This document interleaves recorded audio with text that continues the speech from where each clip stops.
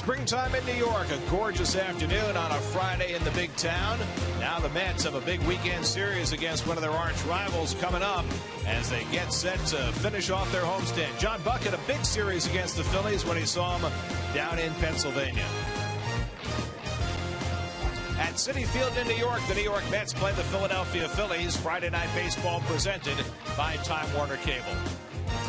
And a pleasant good evening, everybody, and welcome to Citi Field. I'm Gary Cohen. Keith Hernandez and Ron Darling join me in just a moment as the Mets open a three-game weekend series against the Philadelphia Phillies. You know, the Mets are 10-10 on the year, but they lead the major leagues in runs per game, 5.5 runs per game. And it's not often that a team that leads the majors in runs per game makes changes in their batting order. But that's what Terry Collins is doing tonight. Your Geico Mets starting lineup. Mike Baxter moves into the leadoff spot for only the second time this year. Daniel Murphy hits third for the first time this season. David Wright hits cleanup for the first time this season. Jordani Valdespin goes down to the 8-hole, and Ike Davis hits 7. So the question is, what does Terry have in mind, and what is he trying to accomplish? Well, I've been touting and wanting Murphy in the 3-hole. He's really a third hitter. I like David better in the cleanup role. I think it's all about getting David down in cleanup, down in RBI positions. Also, I don't think this move would have been made if Ike hasn't been struggling so much. They're getting Ike down in the 7th hole. If you look at the lineup from top of the order down to 7 now, it's left, right, left, right, left, right. It's very well balanced.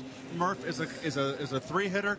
Let's watch Tejada in the 2-hole. Can he do the little things a 2-hitter does? He goes the other way. He's going to get more fastballs to hit. So that's the way the Mets are going to present themselves tonight. On the mound, Dylan G, who had really been struggling, particularly against the Phillies in his start down there, showed some very good signs his last time out against the Nats. You know, he really turned the corner. I think the reason he turned the corner is that he's able to go fastball and changeup. What happened to him in Philadelphia is that the home run ball got him. 3 out of 4 hitters in the beginning of that game just roughed him up for the home runs. The one thing about Dylan G, he was using a curveball as his second pitch, slider as his third, and changeup as his fourth pitch. Has to be the reverse order. Fastball first, and then go right to the changeup if he can. So it's the Mets throwing Dylan G, and then Kyle Kendrick will be on the other side. The Mets have seen plenty of him. Well, Kendrick is an interesting pitcher. He doesn't get a lot of ground balls like he did earlier in his career. He surrendered a lot of home runs in his last starts to the Mets, but it's really the left-handed hitters they're going to have to get Kendrick. He really owns the righties. So the Mets, who lost 2 out of 3 in Philadelphia their first trip down there, entertain the Phillies here at Citi Field for the first time this season. The Phillies are a struggling bunch right now. They're veteran players trying to get them together and await the arrival of Carlos Ruiz on Sunday for the first time this season. All the action coming your way tonight on SNY.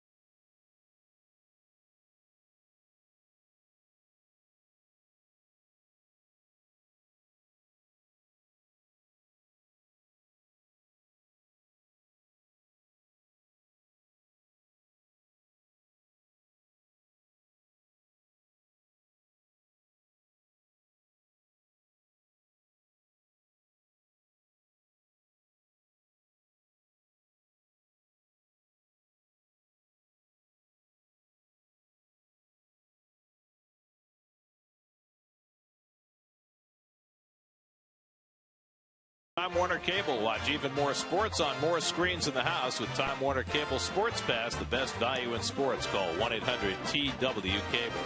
By State Farm. Today's State Farm agent of the day is Pat Cawley of Glendale. Contact Pat's office at patcawley.com. By Budweiser. Great times are waiting. And grab some buds. By Geico. And by AT&T. Rethink possible. Send your Mets to the 2013 MLB All-Star Game right here at Citi Field. Vote on Mets.com to be eligible for a special ticket offer and a meet and greet opportunity with David Wright. Vote early, vote often, and vote Mets at Mets.com. Drive Around the Majors presented by Volkswagen. Pitchers in the news. Justin Verlander suffered a blister on his thumb in the Tigers' loss to the Royals. Gio Gonzalez gave up just 1 hit in 8 innings as the Nats got back to 500, beat Cincinnati 8-1. And the fortunes of baseball are very puzzling sometimes. The Mets designated Aaron Laffey for assignment. He was picked up by Toronto. And with Josh Johnson ailing, Laffey is pitching against the Yankees at Yankee Stadium tonight. Who knew? Dylan G makes his way in from the mound, from the bullpen to the mound for his 5th start of the year, looking for his 2nd straight win. First pitch coming right up.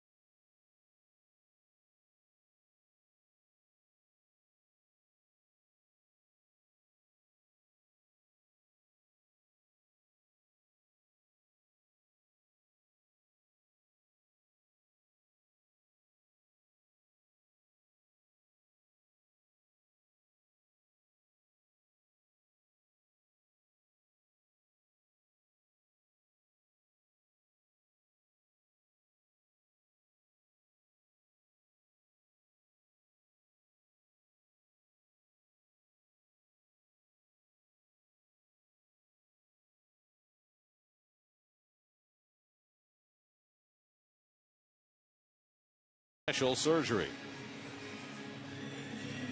Here's your Hyundai Phillies starting lineup. Jimmy Rollins went back in the leadoff spot a week ago with Ben Revere struggling. They dropped Revere in the order. Now he's been benched for 2 games with a sore quad. And the other thing that Charlie Manuel's done a couple of times now in the last 3 days, he's split up Chase Utley and Ryan Howard, putting Michael Young in between them, trying to find a way to revive his dormant offense. Well, there's Charlie right there, and Dylan takes the mound. Ron, take it away. All right, the Caesars Atlantic City numbers for Dylan G, and away we go. 2-2 lifetime against the Philadelphia Phillies. We missed you yesterday, Keith. What were you doing? I watched the game. I kept score. It was a very good broadcast. I enjoyed it. We were doing it just for you. Oh, I figured. Jimmy Rollins leads it off. Rollins 7 for 11 in his career against Dylan G. hitting at .258, just a .305 on base percentage, but doing better in the leadoff spot than he was down in the order. And the first changeup from G misses, and it's 2-0. Rollins, Utley, and Young for the Phillies, who are 9-14 on the year and are averaging less than 3.5 runs per game. G missing badly with his first 3 pitches. You guys are mentioning the open that the Mets are leading in runs per game. What are they, 5.5? So 2 more runs than the Phillies. It's phenomenal, isn't it? Right? Offense is not the Phillies' only problem, but it's their most obvious one. They have struggled defensively. They've had problems on the base paths. Their bullpen has been inconsistent, but even their vaunted starters have had trouble winning games. And Rollins yanks one foul, 3-2. Part of the problem with the Philly offense, they've drawn only 54 walks, 26th in the major leagues. The Mets, by contrast, have drawn 78 walks. Yeah, they're 13th in on-base percentage, the Phils. That's at a .301. And that just missed. 3-2 changeup, and Rollins is aboard to start the game. We'll take a look at the Lexus Metsy defense. A 5-game errorless streak. Tejada really picked it up defensively. He's made some sparkling plays the first series against the Dodgers on this homestand. Baxter in right field. Valdespin back in center field to start. So here is Utley, who's been the hottest bat in the Phillies lineup, hitting a .309, 4 home runs, .360 on base percentage.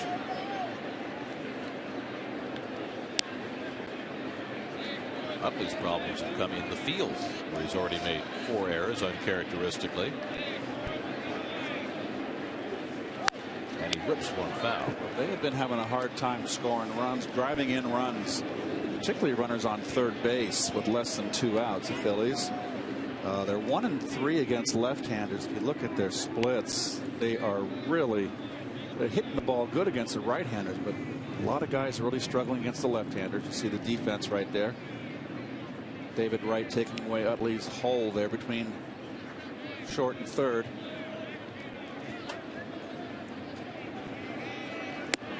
Utley takes a strike. 0-2. Hard to gauge what pitch that is off Dylan G, because 85 miles an hour. It's not a changeup. It's not as good fastball. Maybe he's cutting that fastball a little bit. It looked like it kind of ran away, though. Yeah, like a changeup. Like right? Maybe he threw it too hard.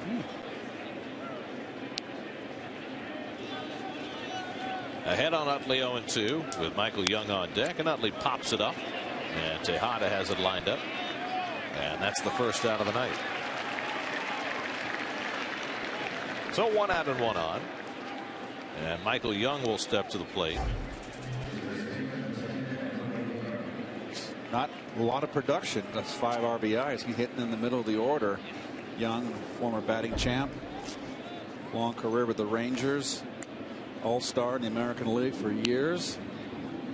If you talk to the people that have been covering this team, they'll tell you that he's getting his hits. He had a long hitting streak, but that he's not hitting for power.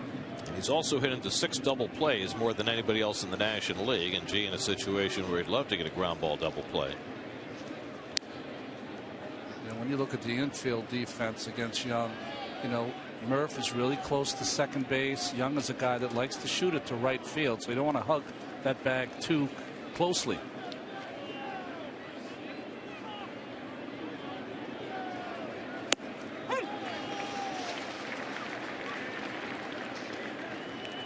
Well, that's what the Phillies offense has done so far this year. 11th in the National League in runs per game. And as Keith mentioned, 13th in on base percentage. So they have not had the number of base runners they'd like, and have struggled to drive him in from third as Rollins is picked off. He bounced back to the bag, and the first base umpire Adrian Johnson calls him out. I think he came off the bag, and I kept the tag on him. Let's see. I think he called him out, but he avoided the tag. Oh, see that? That could have been a tie base. He let Ike swipe it, let it go, and then put the right arm in. Oh, he might have got him on the underarm there before that hand got back to the bag. Nice tag by Ike. Sweeper there. He got him. Good call. So just like that, 2 out and nobody on. 0-1 to Young.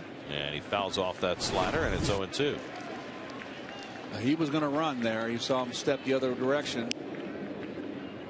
It's close. You saying something about their base running, Gary, just a second ago? Well, they've had all sorts of problems. A team that's normally a very good base running unit. They very rarely get caught stealing, but lately they've had a few of those. And now the pickoff. Ryan Howard would be next. G's ahead on Young, 1-2. And he hits it sharply, but right at Tejada on a hop.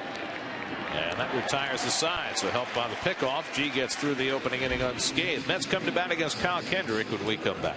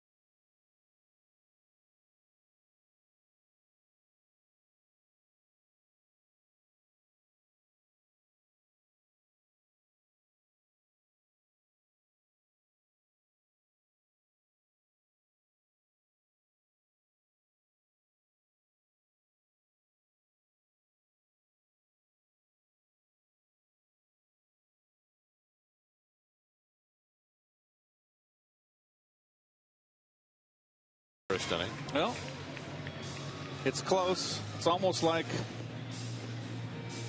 giving that shortstop a little fudge on a double play. The throw beats you there, they're going to call you out. When you get picked off like that, you should go back to the dugout. Here's the numbers, Toyota numbers for Kyle Kendrick so far this year. 55 wins in his career. Mike Baxter installed in the leadoff spot tonight by Terry Collins for his ability to get on base. Baxter has a .382 on base percentage, and that's what you like about Mike in that top spot. Not a base stealer by any means, but a good base runner, as we saw the other night, helping the Mets to tie the game with a hustle double.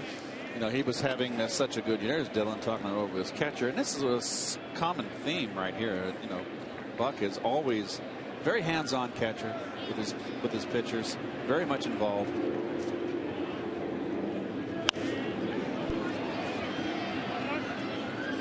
You know, what's really too bad about Baxter, he was having such a good year last year, and of course the no-hitter and the catch and separating his shoulder, it really curtailed his season. Saw the numbers there for Mets leadoff hitters. Despite the fact the Mets have been successful offensively this year, they have not been getting their leadoff hitter on base as much as they'd like, and they've tried a whole bunch of people there. Galville and Valdespin and Tejada, and now Baxter takes a call third strike, and Kendrick has his first out. A little backdoor slider here. Didn't sink, it just kind of stayed straight. I think it was. As a hitter, you're waiting for it to sink. If there's no read of the seams, the ball stays straight, it can sneak it by in the outside corner. Those sinker ballers. It's one of their tricks. So here's Tejada, who spent the last 3 games in the leadoff spot, now hitting number 2. A struggle for Tejada lately, just 2 for his last 23. First time in the 2 spot for Tejada this year.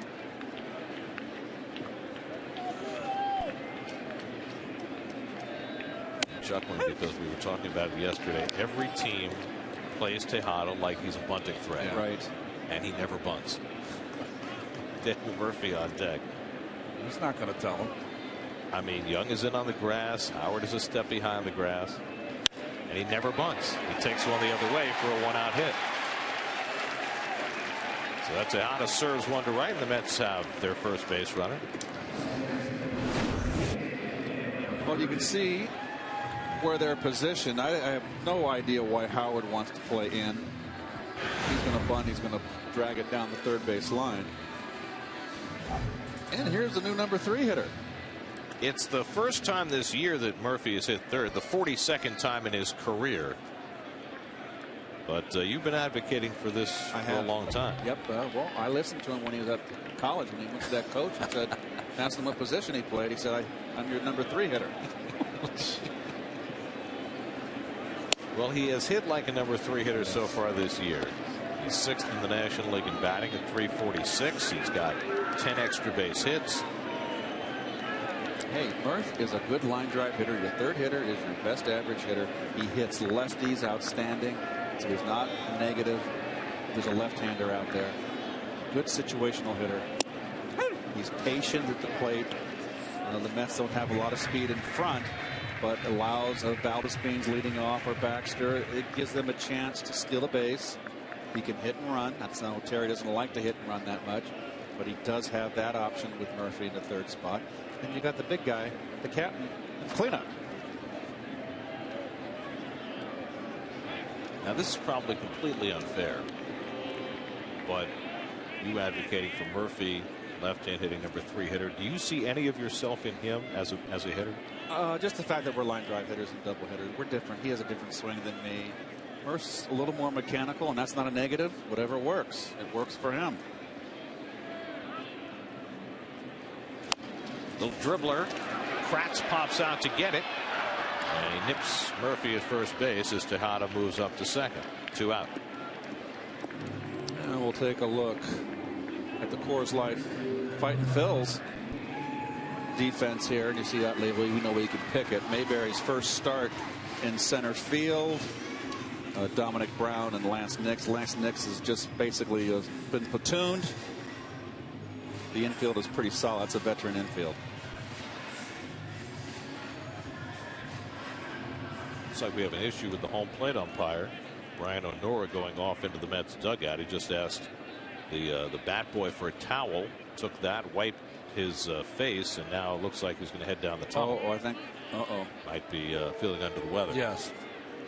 So if O'Nora is not able to continue, then one of the 3 remaining umpires would have to put on the home plate umpire's gear, and that could take a good 10 minutes. Yes. So the question is whether it's a moment of indisposition or whether he'll have to miss the rest of the game. One of the other umpires, I didn't see which one, has already headed for the umpire's dressing room. So I think it was Adrian Johnson that ran into the umpires have their own room where they dress, and they have their own clubhouse attendant that takes care of them and feeds them, and couches and chairs, and TVs and music. It's like a little studio apartment in there for them. Yeah, it is. And, studio apartments are expensive here in New York City. And of course, probably the most important task that takes place in that umpire's room is the rubbing up of the baseballs with the mud, the special mud that they use. But you know, umpires don't even do that anymore. No, right. The attendant does it for them. Right. That used to be a ritual that I think the umpires would do that themselves. That was, I think, negotiated with they have their union. And so hopefully those umpires tip that clubhouse attendant pretty good for rubbing those balls out. That's a pain in the neck. Well, I will tell you from going on that mound, you wouldn't even have to look at sometimes the home plate umpire, just know by the baseball who rubbed up the baseball. Right? Because some were darker than others. Some really put a lot into it, and some really didn't put a lot of work into it. Can you give us each extreme? Can you remember? Well, Pulley was as good as it got. Frank? Yeah, Frank Pulley, when you got the ball, a lot of care had been put into that. I won't say who did not, but you would get some baseballs that were very, very shiny. Very shiny. From who? I'm not going to say. It's all right. Well, it was interesting watching work ethic. Terry's reaction after he came up the tunnel after apparently at least somewhat witnessing what's going on down there. He said it's not good, and had a little wry smile on his face. Tonight's Twisted but True Fact brought to you by Twisted Tea, the hard iced tea that tastes like real iced tea. In 1984, the Mets had interest in signing a high school pitcher named Troy Aikman. He asked for $200 grand, and he had a nice little football career. He did, didn't he? I was once up at bat, and an umpire had to leave the game, and he sprinted off the field, and the reason is he had swallowed his chew. A lot of the umpires in those days had chewing tobacco, and he had swallowed his chew, and that's an awful thing. Well, tell me about Kyle Kendrick right now, standing out there on that mound in the middle of an inning in this kind of a circumstance. Yeah, I mean, what you are trying to do, one, you want to find out what's going on. Two, how long is it going to be? And I think what I would do, honestly, I would continue to play just soft toss, and as soon as the umpire got the new umpire, Adrian Johnson, got back out there, then I'd really do a whole warm-up again, Gary. You know, the 8 pitches that you have in between innings, I would do that. The pitcher should be allowed to get some tosses in when the umpire comes back. Well, I think even the home plate umpire would like to get behind the catcher for a few tosses anyways, you know? So while we wait for the umpires to be prepared, here's your Mets upcoming schedule. You can listen to every Mets game on Sports Radio 66 and Sports Radio 101.9 FM WFAN. Fox has the reins tomorrow. We're with you on Pix 11 on Sunday. Back on SNY Monday night for the start of the road trip in Miami. Warm climes for you, Gare. Well, for you too. We get to wear the polos for the first time. The question is, will they open the roof there? We played 9 games there last year, and they never opened the roof. It'll be a far cry from Minneapolis and Denver. I'll tell you that. Well, it's supposed to be 82 degrees each day in Miami, Monday, Tuesday, and Wednesday. I'm ready. I'll bet you are. Makes much easier packing too, you know. Well, except that when we go to Atlanta, it's not going to be quite as warm, so you're going to have to prepare for some temperate weather. That was a tough pack going that last road trip, because we had 70, 80 degree weather in Philly, and we knew that, and then we knew we were going into the dark regions up north. Gee, where were you going, to Siberia? It was kind of like that. I had my extra big bag that I packed to the brim, and also I had my carry bag that had, you know, it was just a disaster. And honestly, I've never felt like this. I did not make this trip, which was the greatest pull of all time. But that was the first time that, being home, because we're a team here, that I've said, I felt bad. You actually, this was extraordinary. You actually even offered to fly in. Well, what happened is that if Monday and Tuesday had been called, you would have had doubleheader Wednesday, doubleheader Thursday, and I just sent an email along. I said, listen, you know, if the guys have to do 4 games in 2 days, I'll take that flight. There goes Ronnie telling stories again. That is true. I even sent it to Gary, so it would be official. You didn't think they'd take you up on that, did you? I was wondering. I just thought, I mean, listen, I know how hard it is to do 2 games, right? But to do 4 games in 2 days is pretty tough. It's taking a long time to get the gear on, huh? Well, usually 10 to 15 minutes is what it takes. But, you know, there's a lot of stuff that those umpires have to put on under their clothes.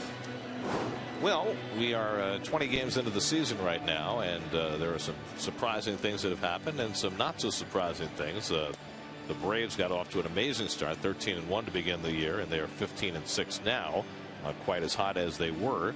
The Red Sox at 15-7, tied for the best record in the American League. Says Mike Napoli there. Of course, he has gotten off to a quick start, but don't forget Lester and Buchholz again, 9-0 in April. And the surprise teams. The Rockies. Remember in spring training we had conversations with several scouts, and they said there's 4 teams that have no chance for the playoffs. We won't say who the other 3 are, but the Rockies were off. Every scout said the Rockies have no shot. And look at the start. Look at their start. So you never know in this game. And the Royals, one of those times that a spring training record turns into the regular season record. The Royals were unbelievable in spring training, and they've gotten off to a quick start. Well, people have been waiting for the Kansas City Royals to mature as a team for a few years. They've obviously got a lot of great young talent, the Hosmers and the Moustakas and the Alex Gordons. but they made some deals to get some pitching, which had been their problem, and that seems to have helped. Well, I was talking to Steve Fisiak, who does their games, and he told me that big game James Shields has been such an influence on that entire pitching staff. Kind of, you know what we said about Harvey when he came here? He said, I've never been a loser my whole life. I'm not going to lose now. He said Shields has been like that with that Kansas City team. Didn't bring the Devil Ray mentality. That's right. Yeah, exactly. The little jab that Evan Longoria put into B.J. Upton and James Shields. Look at the Twins. The Twins did not look impressive at all. They're at 5. They started winning after the Mets left. Yeah, that's a rough division. I mean, once you get past Detroit and Kansas City, there's Adrian Johnson with the gear on. He gets dinner tonight. So Brian O'Nora forced to leave. Clearly appeared to be under the weather, and so they'll go with a 3-man umpiring crew the rest of the way. Adrian Johnson gets the lineup card from the crew chief Field and Culbreth. Boys chewing gum. Charlie. Oh, fumble. Oh, don't do it, Charlie. Okay, good. He threw it down. Kendrick, like we talked about it before, he's taking those warm-up pitches like he would in between innings. All right. So how long was this delay, Gary? You usually good with the clock. We'll wait for our statistician to let us know. I don't want to, I don't want to be off in my calculations. Now the question is, when you have a rain delay, it gets deducted from the time of game. Does an umpire delay get deducted? I don't know. Wow. All right. We're ready to play ball. Well, Cock Kendrick's not quite ready yet. He's throwing in some warm-up pitches and getting himself back in gear. I mean, it's been every bit of, what, 12, 15 minutes, right? Yeah. And you've got a runner on scoring position with 2 outs with the new cleanup hitter. And so Kendrick pronounces himself ready to go. Did you know on this date in 1988 you hit 2 home runs, including a grand slam? In Atlanta. You remember? Well, Charlie Paleo threw me a hanging slider up and right down the pipe, up in my eyes. I came out of my shoes for the granny. They always remember. That was the day after I flew into St. Louis. My divorce was finalized the day before. How about that? Big day. Didn't help my wallet. It's David Wright with the runner at second after the umpire delay, and he takes a breaking ball for a strike from Kendrick. David hitting an even 300, 8th in the National League with 17 runs batted in, hitting cleanup for the first time, and presented with a 2-out RBI chance with Tejada at second.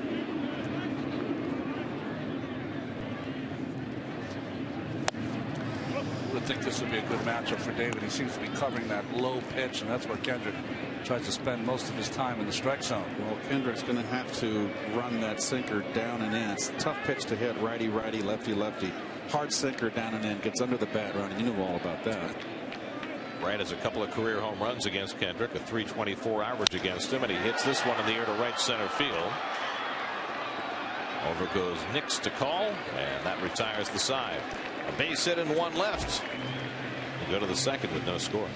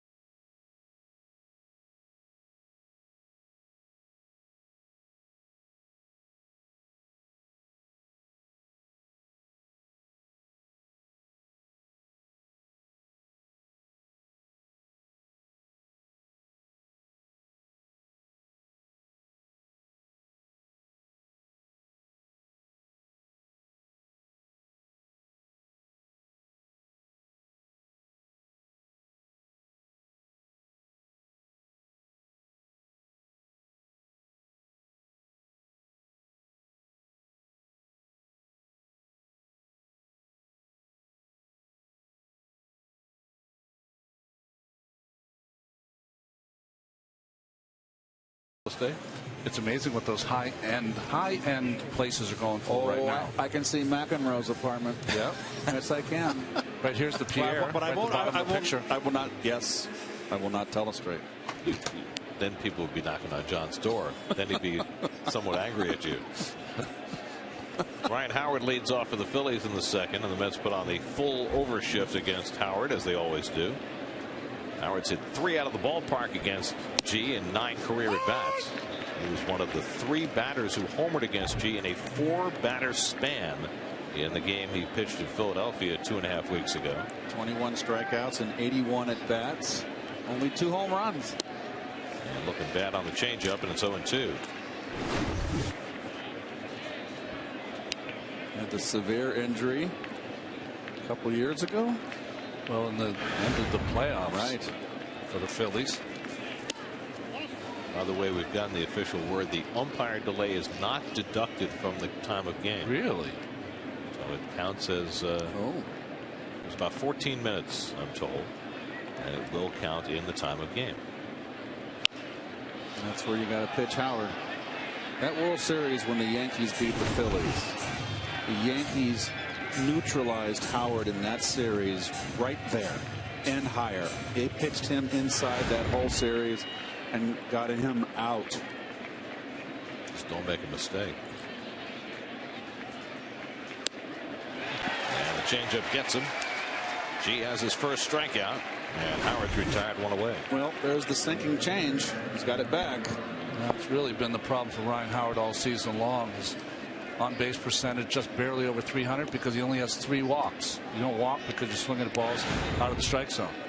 You know, after his last start against Washington, Ronnie, G talked about how he had reincorporated his changeup to enjoy more success. Here's Dominic Brown with 1 out. How is it that a pitcher who has as good a pitch as G's changeup can get away from that pitch? Well, I think what happened, if you guys remember, when he first came up, Brown rolls over the changeup, and Murphy throws him out 2 away. there was so much talk by the coaching staff that he had to learn a new pitch, and that he had to learn a curveball, and he had to learn a slider, and he worked on both of those. And I think, much to his chagrin, at some point he lost the changeup, and he ended up throwing that breaking pitch, became his second pitch. Another thing that he does not do anymore that he did outstanding when he first came up. Remember, he used to pitch up in the strike zone with his fastball. He does not do that anymore. Well, that's the one thing that you can measure quantitatively, is that his fastball is not as hard as it was before the injury last year, before the blood clot surgery. His fastball velocity on average is down about 2.5 miles per hour, but his changeup velocity has stayed more the same, so there's less of a separation. That's not good. So there's 2 things you have to do to really get yourself. Those are the numbers there you were talking about, Gary. Mayberry pops it up. Let's see if Buck has room. Oh, and right back of the screen, there's an impediment there that kept him from reaching for the ball. That's what did him in right there.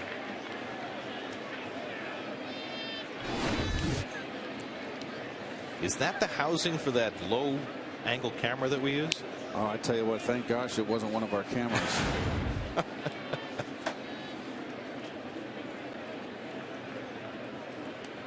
Hope we have that camera tomorrow. 1-1 to Mayberry. Good slider. But I was saying the 2 things that he can do, Gary, even though they've bunched the fastball and the changeup, is he can pitch up still, just a little higher up, and he pitches in. That'll get them off the changeup anyways. Those 2 things, if he does those, he'll still be able to throw that changeup, 30% of the time. So far, he's been sharp with it. And he gets it in there. Call strike 3. So a couple of strikeouts in the inning for G as the Phillies go down 1-2-3. Lucas Duda leads off the bottom of the second. No score.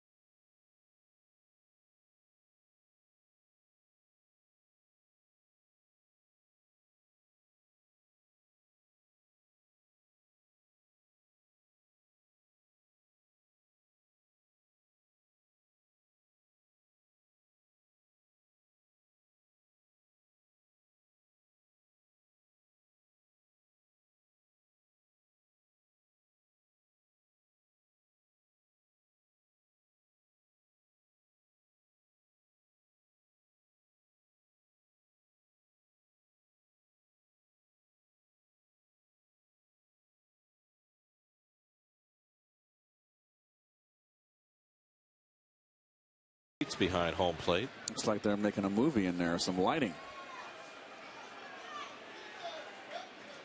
We probably shouldn't disturb them. Lucas Duda leads off in the home second. Lucas sitting 5th in the order tonight in the revamped Mets batting order. Duda at 273, 3rd in the National League in on-base percentage, 8th in the league in slugging percentage. It'll be Duda, Buck, and Davis for the Mets against Kyle Kendrick in the home second. And Duda hits one off the end of the bat to center. And there is Mayberry to grab it, one away. Well, Kendrick likes to pitch against the Mets more here at Citi Field. Of course, he's got for obvious reasons. He's a sinker ball pitcher. He's not overpowering. He puts the ball in play in this big ballpark, as opposed to pitching at Citizens Bank Park. It's one of the smaller parks in the league. You know, he's had his ups and downs in his career, but he's been remarkably consistent. And I think that goes for his performance against the Mets, too. His lifetime ERA against the Mets is 3.52. You take that anytime from your 4th or 5th starter, which is what Kendrick's always been. Especially when takes a strike. Especially when a lot of those games were at Citizens Bank Park. John Buck has the distinction, as you look at Roy Halladay, of being the only right-hand hitter with an extra base hit against Kyle Kendrick this year. Hit a home run against him in Philadelphia. 2 home runs that Kendrick gave up in that game, but he gave up nothing else in a 7-3 win. Kendrick has been resilient. He's got the most out of what he's got. He's 55 and 43 lifetime too. He's 12 games over 500. Also, he stays healthy, and that's a big plus.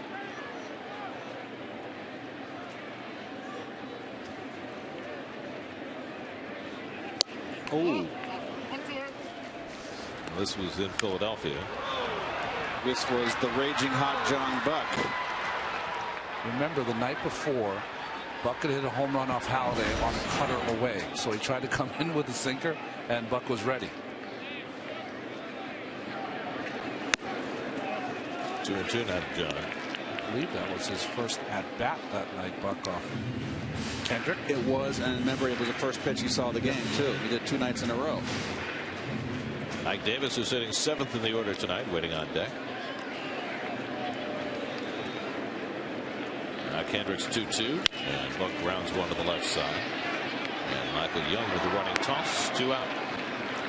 Talking about Kendrick, there are multiple problems and reasons why the Phillies are 9 and 14, but one of them is that 2 of their top 3 starters have not put up particularly good numbers. I know Halladay's pitched better lately, but his ERA is over 5, and so is Cole Hamels. Yeah. Hamels after a big year last year. Halladay, of course, was injured part of the year last year. Clifley has been pretty good, although he tired in yesterday's game. Mets will see Hamels on Sunday. They miss Lee in this series. They get the rookie Jonathan Pettibone tomorrow afternoon. Here's Ike Davis, who homered his last time up in yesterday's game. In a home run off Brandon League to make it a 1-run game. There's your Time Warner Cable numbers on Roy Halladay, who looked just not himself when the Mets faced him in Philadelphia, but the last 3 starts has been much more like himself. 1-1 to Davis. Well, he got a little help there. He had the tough start, and then he went down to Miami and had his first good start of the year. Miami is going to help a lot of people. John Carlos Stanton hitting 200. If he's not hitting, who else is there in that lineup?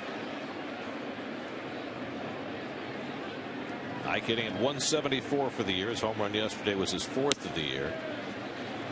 Off Brandon League in the 9th. Nope. 2-1 count. 2-run lead. And he's got the power when he hits it. He's just been lunging. And that's all there is to it. We're going to have Mets hitting instructor Dave Hudgens join us from the Mets dugout live in the top of the 3rd inning, and it'll be interesting to get his take on where Ike is at right now. All the quotes in the paper today, I hope I can get this in, but Ike says, I don't want to just slap the ball to left field, move closer to the plate. It's not what they want him to do. They want him to drive the ball into left center field. But they've been pitching him so much away, and Ike's aware of that. And yet, I've said, Gary, we've been broadcasting now for almost a month, and he hasn't been able to reach it up. He has to let go with one hand. So it stands to reason you should move a little closer. And Kendrick gets him to end the inning. Second strikeout for Kyle Kendrick, and the Mets are on 1-2-3. We'll have Dave Hudgens with us when we come back for the top of the third from Citi Field. No score.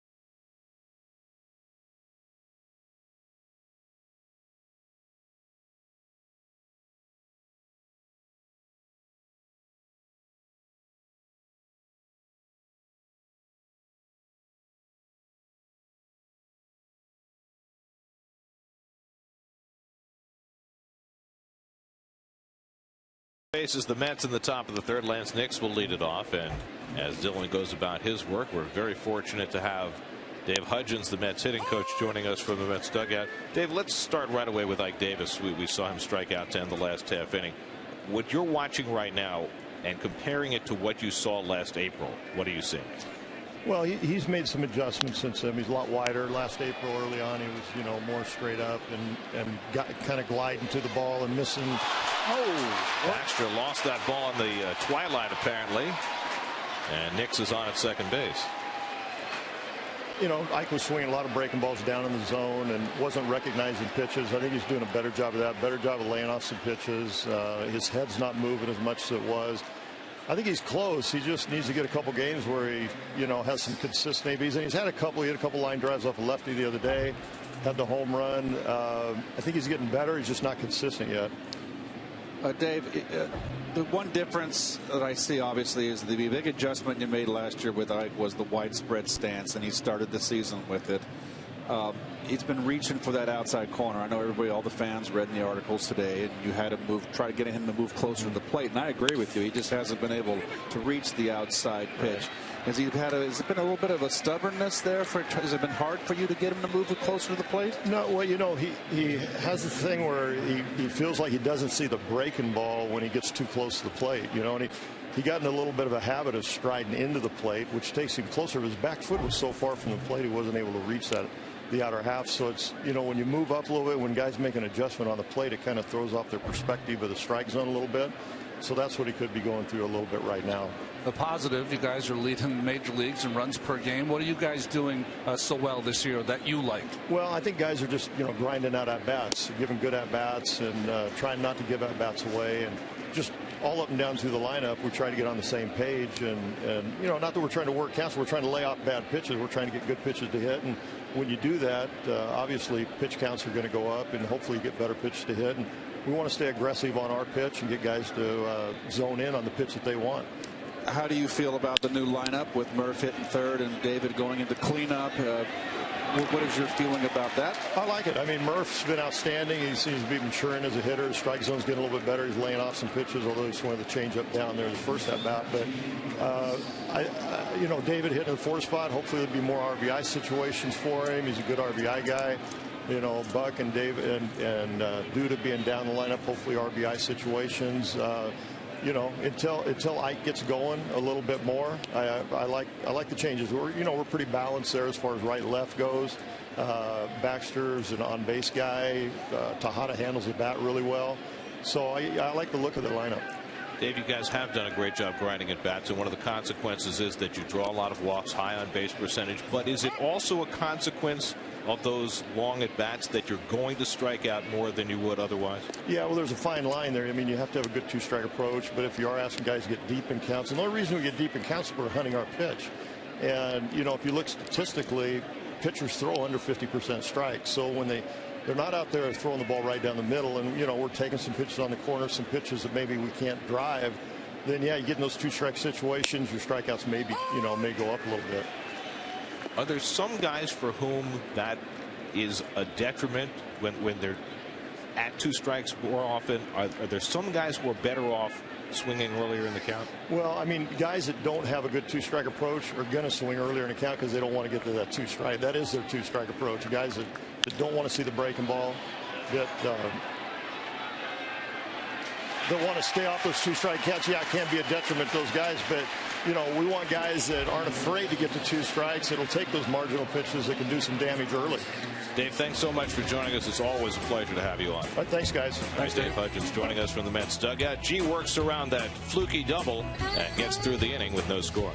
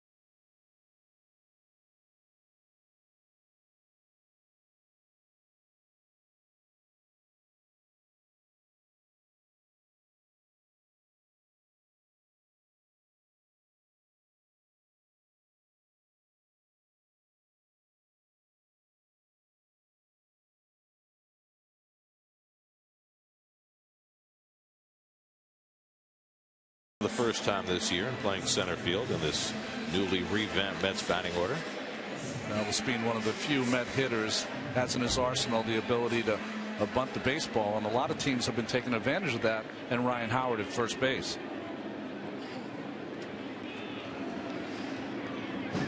It'll be Valdespin, then Dylan G and Mike Baxter as the Mets bat in the bottom of the third against Kyle Kendrick. Mets have had just one hit.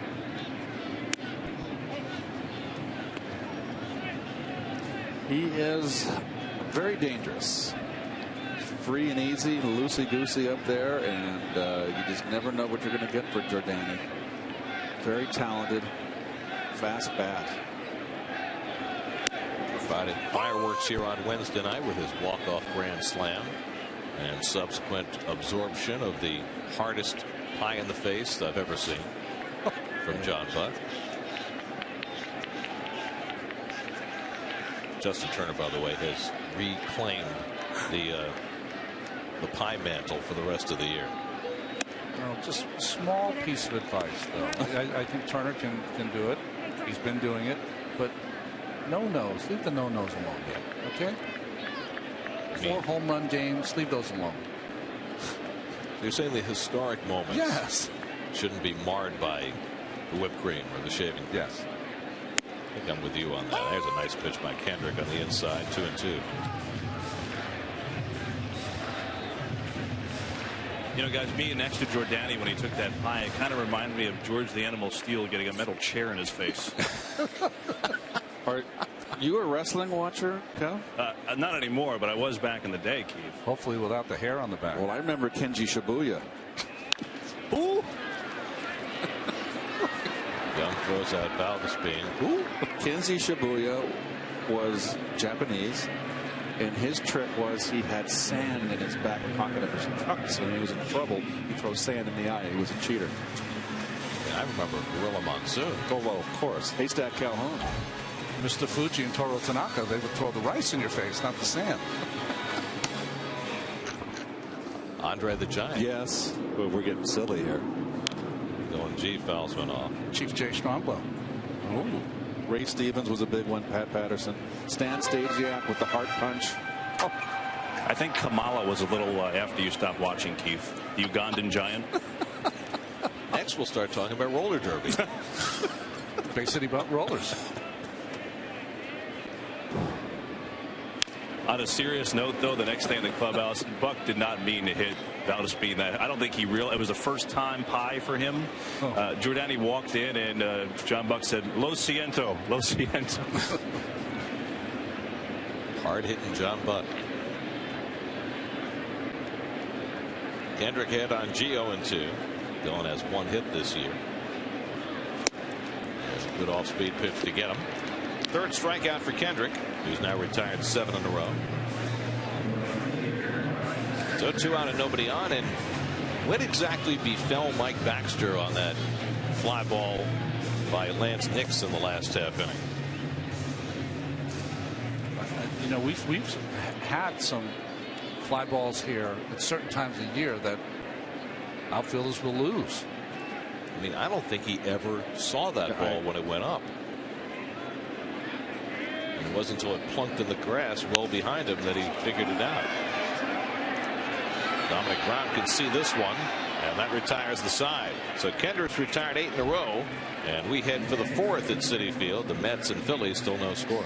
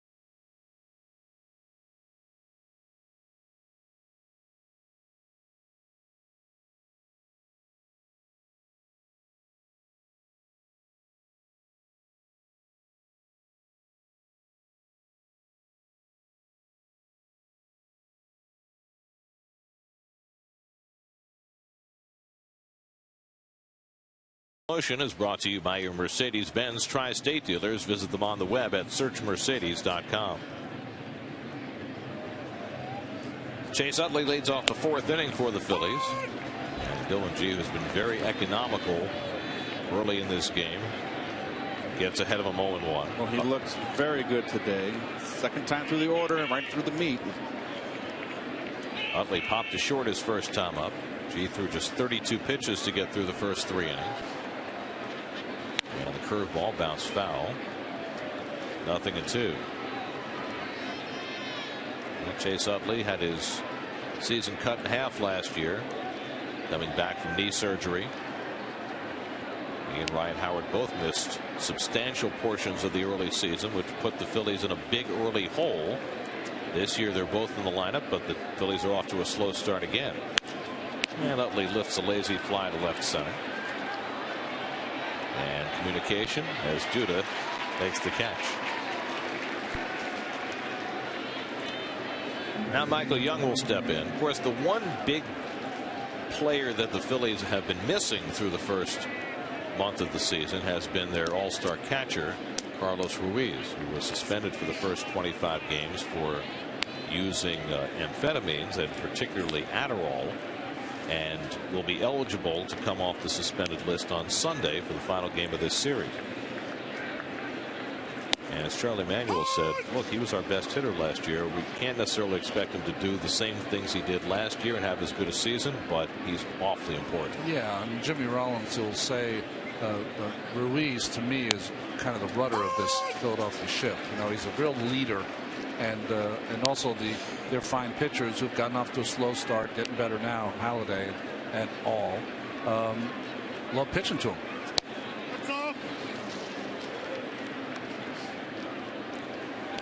Adderall's that ADD drug. Right, which a lot of players have exceptions for, but apparently Ruiz used without having an exception. It kind of breeds doctor shopping, doesn't it?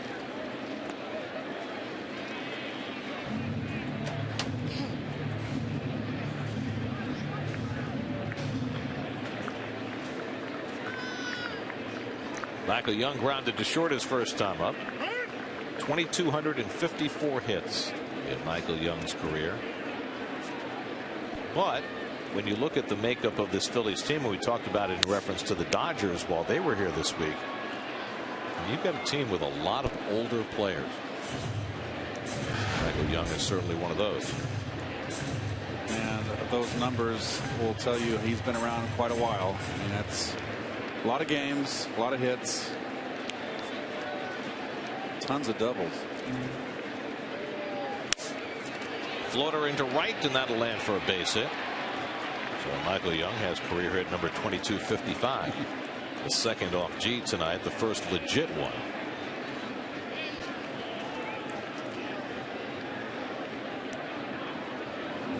So 1 out and 1 on. Now Ryan Howard, who struck out on a changeup his first time up.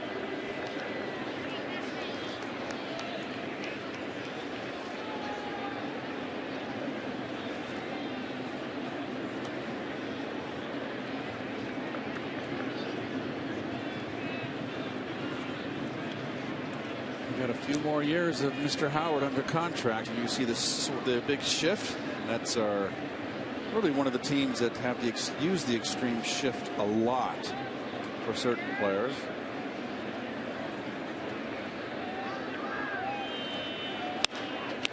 Takes one the other way, but right there is Duda.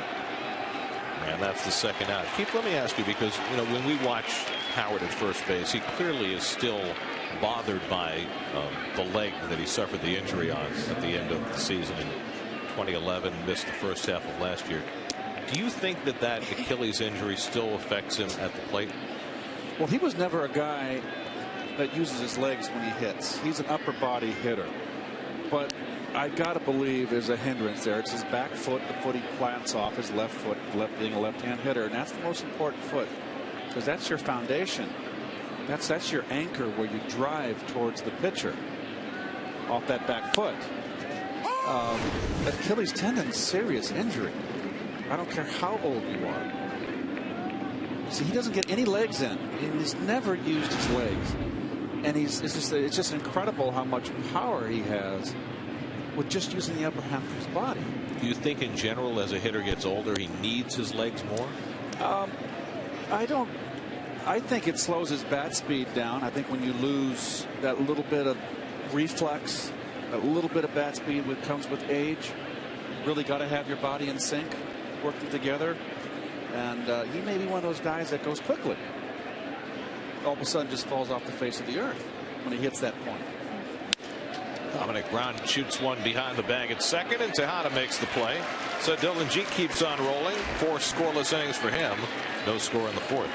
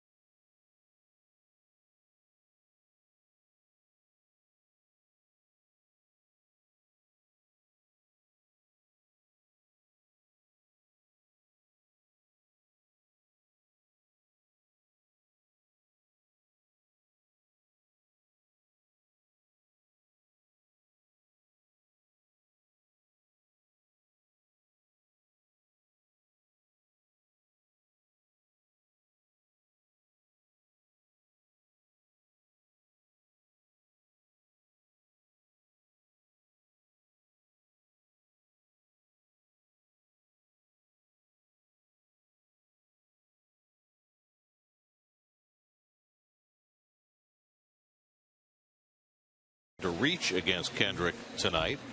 Had a single to right field in the 1st inning. So Tejada has base hits in each of his last 2 at bats. Had a single to lead off in the 8th inning yesterday with the Mets locked in a tie game with the Dodgers. Pitch taken up and in by Tejada, ball 1. Most importantly, got him out of that frigid air up north, and he's got his glove back.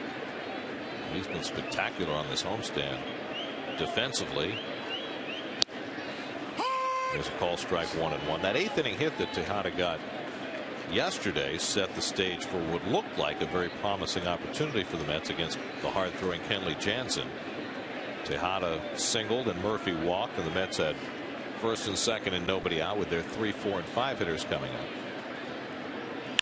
And Tejada lines one to Rollins for the 1st out. And Kevin, I know that that presented an intriguing question that you posed to both managers about that situation yesterday. Yeah, you know, Gary, sometimes it's fun just to find out the response. And in that situation you talked of, 2 on, nobody out, David Wright, your best hitter at the plate. No manager in the game today is going to think about bunting a guy like that. But, you know, I guess the sabermetrics people will also say you can't give out an out there. But the bottom line is, baseball play-wise, most situations you bunt those over and you get a sac fly and hopefully win the game.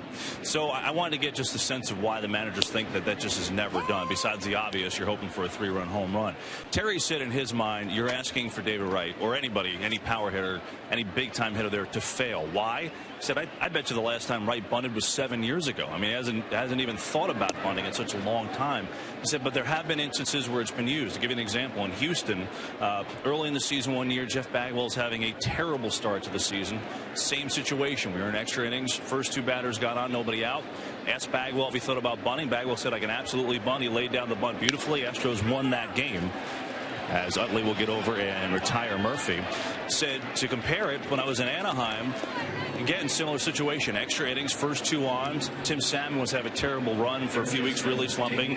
Terry brought it up to him, and Tim said, you know what? I've never bunted ever in my entire life. But Terry said, forget about it. I'm not going to ask you to do it if you don't feel comfortable doing it. I remember a game, I don't know if it was last year or 2 years ago, Gary, but remember Lucas Duda volunteered to bunt, and I think did lay down a bunt in that situation as well. So it's one of those things, you're trying for the best percentage rate, I guess, and that was Terry's response. Well, it's something that Carlos Beltran did on his own several times during his Mets career and was roundly chastised for. How about when you guys played? Do you remember big guys being asked to bunt? I was when Whitey Herzog took over the Cardinals. They fired Ken Boyer in the middle of the 1980 season. Whitey managed us for around a month and a half, and he went up. He was general manager. He went up to he was general manager. He asked me to bunt first and second in the 7th inning of a tie ball game in Montreal, and I got the sign, and I didn't even blink.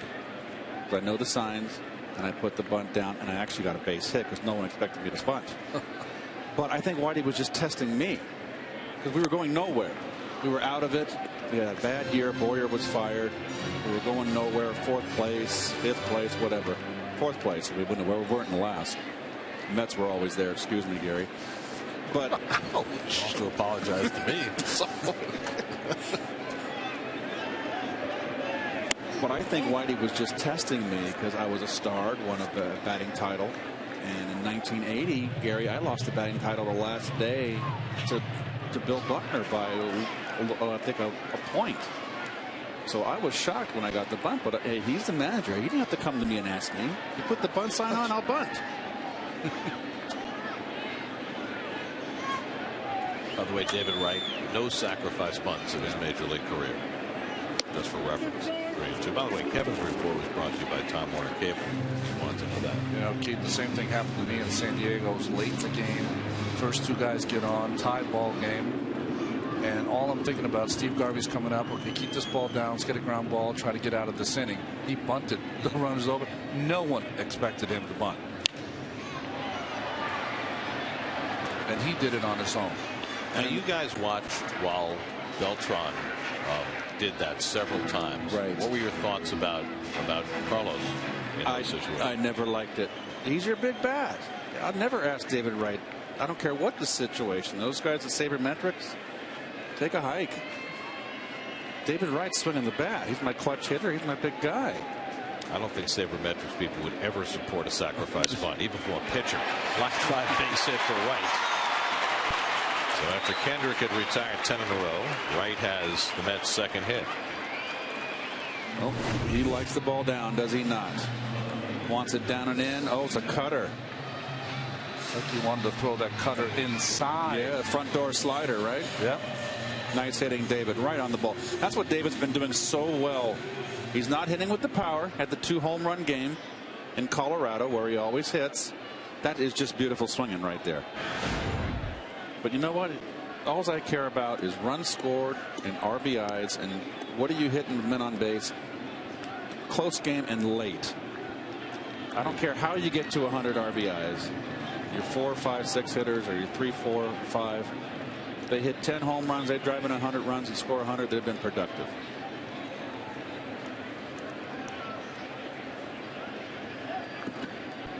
Lucas Duda flying to center his first time up. And for the first time in his last 39 plate appearances, he swings at the first pitch. And it's a changeup. 38 straight times he had taken the first pitch. So let it rip. I don't mind this. He got fooled. And he throws him a change and a good one. Which means he'll probably go 38 more. Which is not bad in and of itself. I mean, Keith, you took the first pitch most of the time. First time up. You know, guys, just on that conversation, Charlie Manuel told me today that Billy Martin used to have Harmon Killebrew bunt. And he said, you know, just to continue on the thought process, you know, I have a better percentage that my big guy is going to get a hit rather than lay down a bunt. But it's also the guys after that. If I use up that out there, what about my 5th and 6th guy? Do they strike out more? Do I have more confidence in them to even get the sac fly done? I think the only time that you might consider it if it's a playoff game, World Series, and it's a game where you got to win, and you've got a good enough lineup behind your big gun. Hey, Cliff Floyd with Willie Randolph. I mean, go back to that. Same type of situation. Well, Howard Johnson with Davey Johnson. I always felt he should have bunted Howard. And I also felt he should have pinch ran. Ray Knight at second base because Ray couldn't run really, and he didn't. But he scored the winning run. But yes.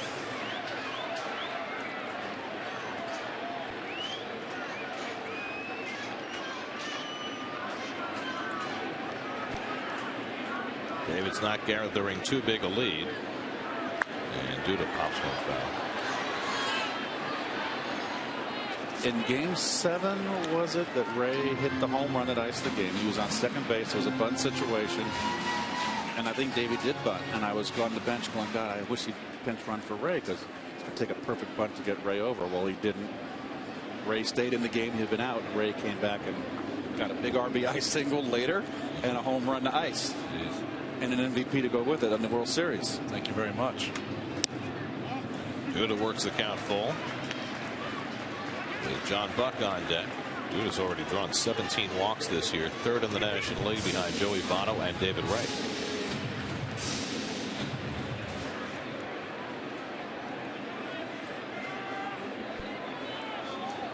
So Wright will be in motion with 3 and 2 and 2 down.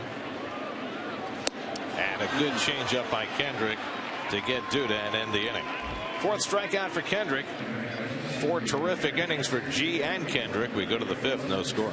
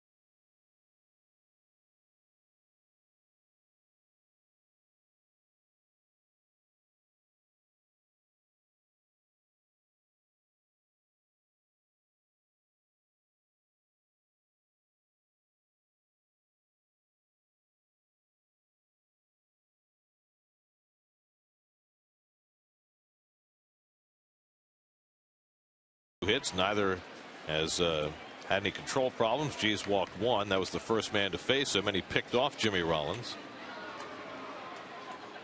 So we go to the 5th with no score, and John Mayberry Jr. will lead off. Mayberry took a call third strike his first time up.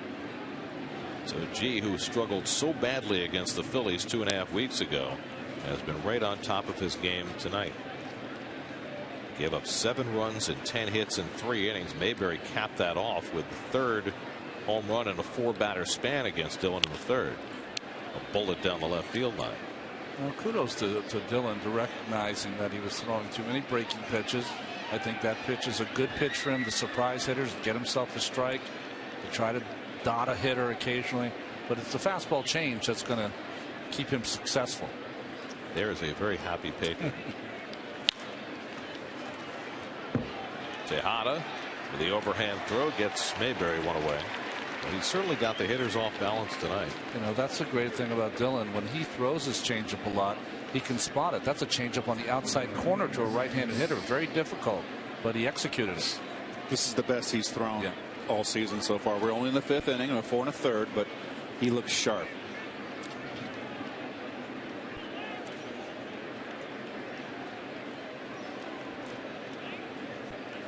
Now G takes on Lance Nix, who got a gift double his first time up.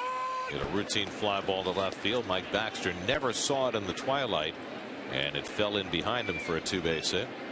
And credit to G after that. He retired the next 3 hitters without Nix able to advance. Fastball misses. Ball and a strike. I was watching Nix take batting practice a bunch of all the Phillies. And he's just really got a strong upper body. Wouldn't want to get in a fight with him. Run. And Nix is a placeholder right now, playing right field. John Mayberry's been playing there some. They're all waiting for Delman Young to be ready. They just sent him down to rehab, right? He's got the ankle problem that he's trying to work around, but also trying to figure out how to play the outfield again. He's been mostly a DH in the American League. In comes Valdespin to call, and Nix retired, 2 out. Before G faces Eric Kratz, let's hear Dylan talk about his changeup, his signature pitch. I throw the 2-seam changeup. Try to get both these middle fingers on the inside of the laces, and hold it pretty light, almost like you're just kind of on the fingertips, real light, and then and loose. And when I throw it, I put the fingers on the side of the laces because through extension, I like to try to pronate the baseball and get my hand inside of it and let it more come off this way and get that tumbling down and away action. And really just you got to let the grip do the work and just try to throw it the same as you would any other pitch. Only a pitcher from Texas would refer to the seams on a baseball as laces. That's right. Right? That's right. It's really cool to see that because most pitchers, when they grip the changeup, they'll grip it 4 seams. He grips it with 2 seams. That's why he's got so much action on it. Kratz lines one just foul. And the reason I say that 4 seams, it's easier to control when you throw it 4 seams. 2 seams, you can have a lot more movement. Hard to keep it in the strike zone. Dylan's able to do that. Well, the best changeup that I ever faced in my career, head and shoulders above anybody else, was Andy Messersmith. He had a great changeup. Didn't he throw straight over the top? Yes, he did. And when I faced him, his best years were at the Angels. He came over to the Dodgers in Atlanta. But what a changeup.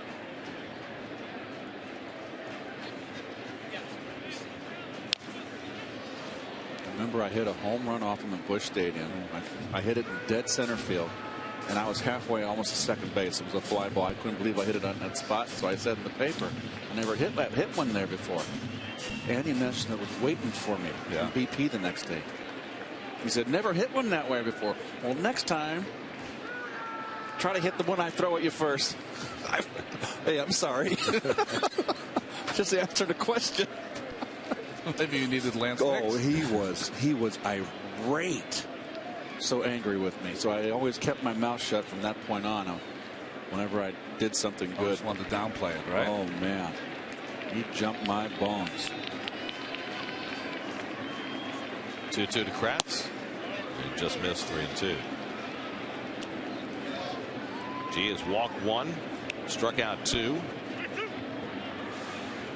So he's kept his pitch count down, just 58 pitches with 2 out in the 5th.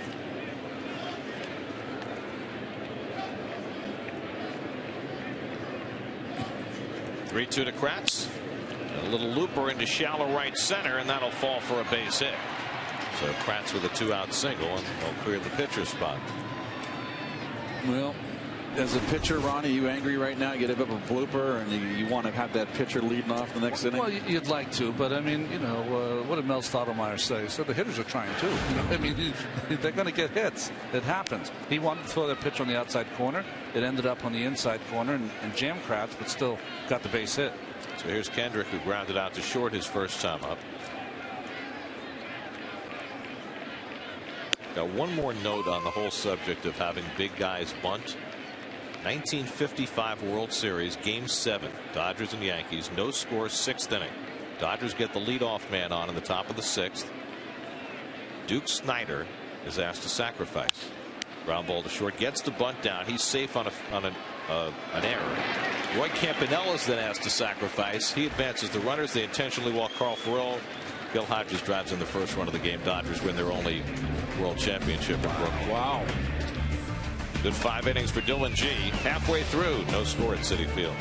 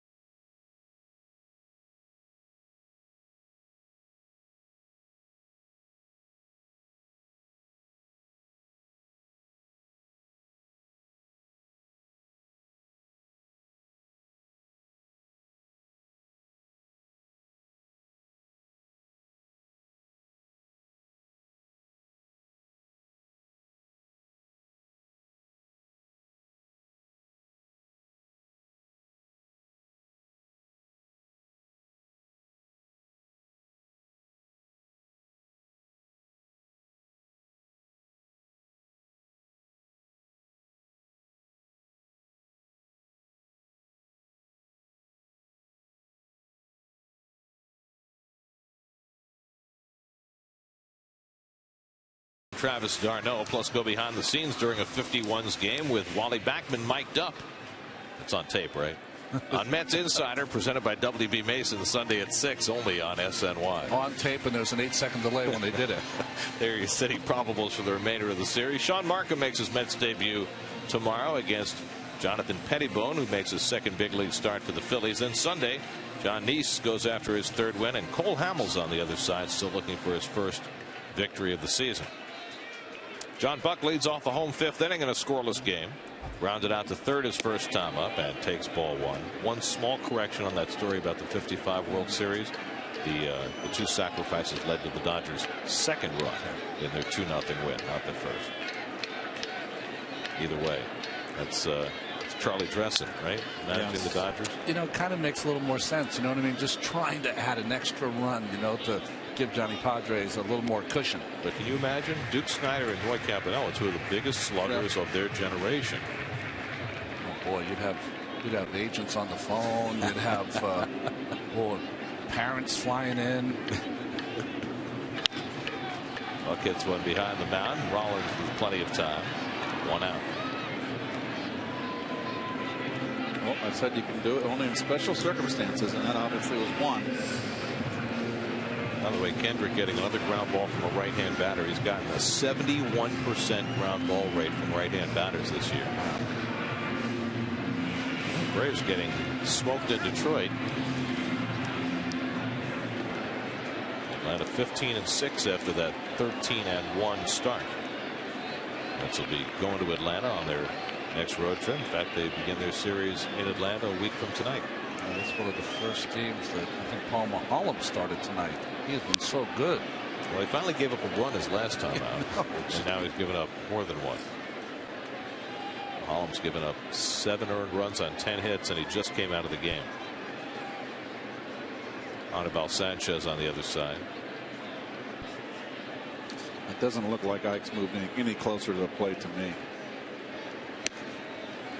And I really found it interesting, the one comment that Dave Hudgens made was that when Ike moved closer to the plate, his couldn't see the breaking ball? Couldn't pick up breaking ball pitch recognition. I don't understand that. See the ball out of the hand. You stand me on my head, I'll be able to see the ball out of the hand. Well, that might be a little exaggeration. It's a little stretch there. But I know what you're saying. All you kids out there, I wouldn't recommend it. But you know, so you're saying your position in the batter's box does not have any impact on your ability to see the ball it out of the should pitcher's not. hand and read the pitch. Now, what Dave also said was when you do move closer to the plate, it does. You have to make an adjustment to a new strike zone. Because now that pitch, whether they moved you off the plate or closer to the plate, let's just use Ike's example, where Ike used to stand that inside corner. Now, if you move 3 inches in, well, then it's 3 inches the inside corners. Your strike zone changes. Not up and down, corners. 2-2 from Kendrick. And he just missed. Walter Alston, not Charlie Dressen, managed the 55 Dodgers. So, well, it's just Ike's going to stand far away from the plate. If he's here, and here's the inside corner, if he moves to here, well, the inside corner is going to come closer to him also. So just trying to telestrate there. Well, but most hitters who stand further away from the plate do it because they don't want to get jammed, right? I had to move off the plate early in my career against right-handers because the slider and the cut fastball was getting in on my hands, and I didn't see that kind of pitch with that kind of frequency or that caliber in AAA. So they were eating me up inside. I made the adjustment to move around, I think 4 inches, 5 inches off the plate against right-handers. But the critical thing for me was when I moved off the plate, I still had to be able to hit the outside corner. I wasn't going to move. I moved as far away as I could where I could still drive the outside corner.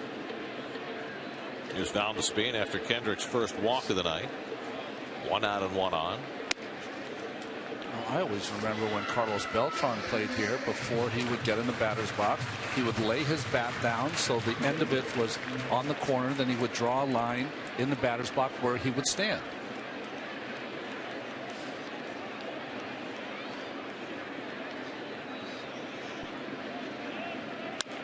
Every hitter has his checkpoint where he hits in the box. Mine was simple. My front foot was always at was same as when the home plate angle, where it comes to the point. Yeah, in the back, right? The back angle. Yeah. That's where my front foot was. So it was easy for me to get positioned in the box. When you talk about this stuff, I think about Carl Everett at Fenway Park. That's right. He put his back foot almost behind home plate. It was inside the inside line of the batter's box, and Ron Kulpa used the bat to draw a line, and Carl rubbed it out and got thrown out of the game. Right, I remember that. Headbutted the umpire. That was interesting. Look how extreme from Valdespin, from Mike. Valdespin on top of the plate.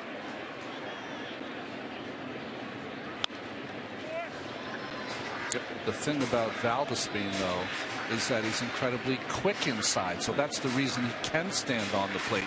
He's imploring the pitcher to try to come in there. He wants the ball in there. You know, Frank Robinson in his day used to stand right on the plate because he wanted the ball to come inside. Precisely. Don Baylor, same thing.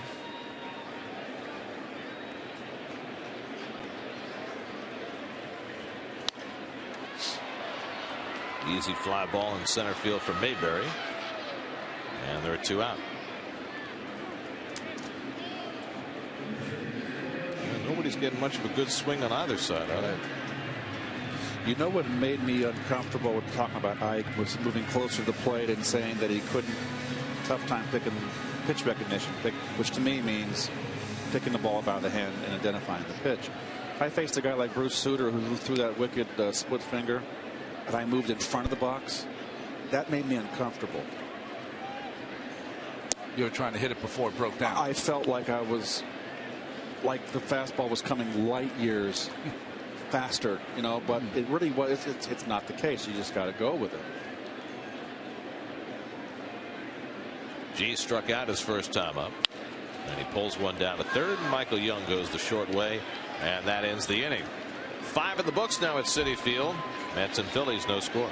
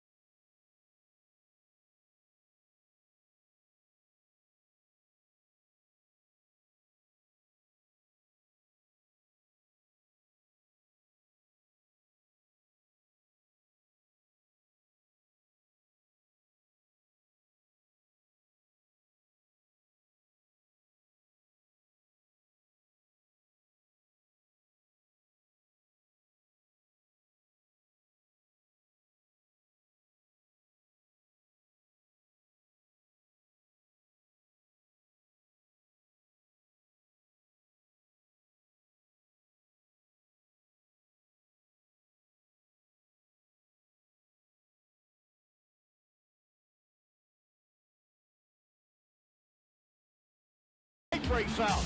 Jeffries and McDowell are in a fight. Jeffries tackles Roger McDowell, drives him to the ground at the mound. Both teams pour out of the dugout. This had to be something personal between Jeffries and Roger McDowell. Yeah. It was personal. That was the last home game of 1989. Roger had been traded to the Phillies earlier that year, and Jeffries and his teammates had some issues that season. Well, what happened was, I remember distinctly what caused the fight. Jimmy Rollins lines one down the right field line. Over to cut it off is Baxter, and Rollins will stop at first base. Nice job by Baxter to get over quickly and make sure that Rollins couldn't get to second. Well, I'll tell you, about 5 years ago, that would have been a double for Rollins. But getting back to the story was that it was the Jeffries had the special bats. Charlie, the clubhouse guy, gave him the special bag to put the bats in when he was a rookie. That got everybody a little upset. So Roger broke his bat, came inside and shattered his bat, and as he was running the first base, he said, "Put that one in your bat bag, Jeffries." I remember. And that was it. That's how it happened. So Greg made the left turn, and he wrestled Roger down to the ground. Roger got a couple of pokes in on his way down, but it was a pretty good takedown for Greg. He was a stout little wrestler type body, low to the ground. Yeah, pound for pound. About as he was like Hojo strong. I think Roger got one in. I think he had a black eye or a little walnut after that one. That was a memorable game because not only did it end that way, but it was also your last home game as a Met and Gary Carter's last home game as a Met. F7 on your scorecard. My final at bat as a Met. Kid got a double. I know. I was just not with it. Here it is. Here comes Bill Robinson. Darren Dalton, a very strong man.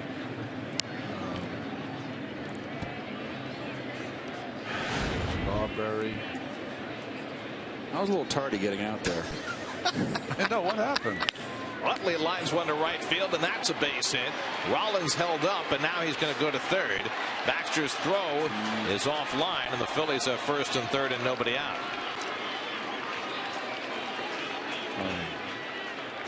Well, Baxter takes a lot of time getting rid of this ball. And Rollins, for some reason, was late on the read. Now, he overshoots the cutoff man here. And Utley, surprisingly, did not make a hard turn around first base. He might have been able to advance to second on the throw. It's kind of close. So it's the first time either side has had a runner to third base in this game. And the Phillies will try and cash it in with Michael Young, who's 1 for 2.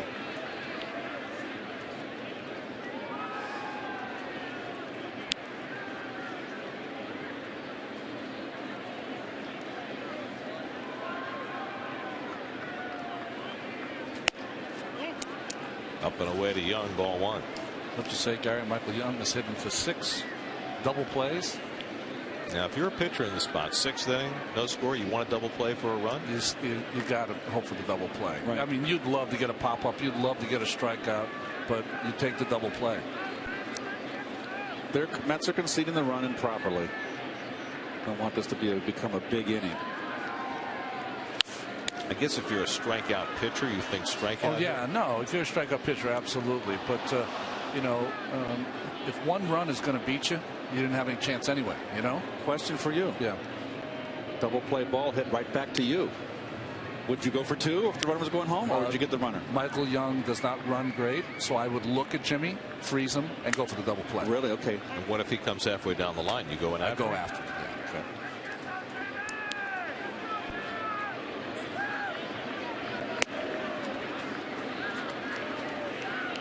Keith mentioned earlier the Phillies have had trouble getting runners in from third with less than 2 out. And they've got the opportunity here. Here's the number. Not terrible. Right in the middle of the pack in the National League. Should be better. A lot better. League average about 59%. And there's a base hit, and now get the run in. So Michael Young drives in Rollins with the first run of the game. 3 straight hits for the Phillies, and they're up 1-0. Well, remember, last time out for Dillon, this is the inning that he faltered, Ron. Yeah, in the 6th. Just tried to come inside. Young was ready.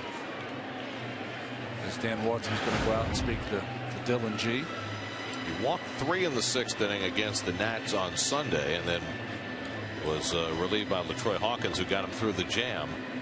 Difference this time is that after 5 innings on Sunday, he had thrown 80 pitches. After 5 innings today, only 60. And yet trouble has found him this 3rd time around the batting order again. And the problem here in the 6th is that it's happened so quickly here that you haven't been able to counter with any getting the bullpen ready.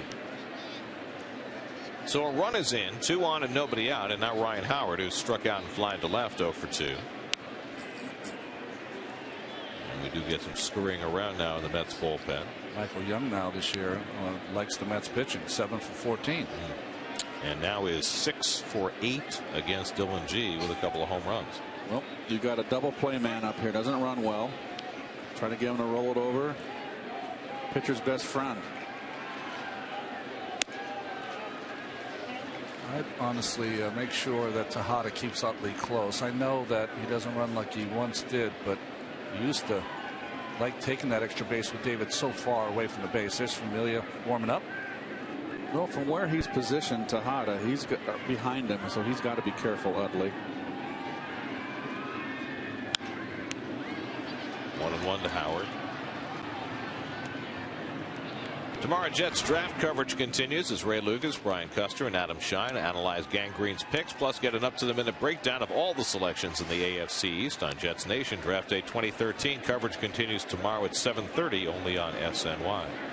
Just see Geno Smith in the 2nd round tonight. You're on it. 49ers have lots of draft picks.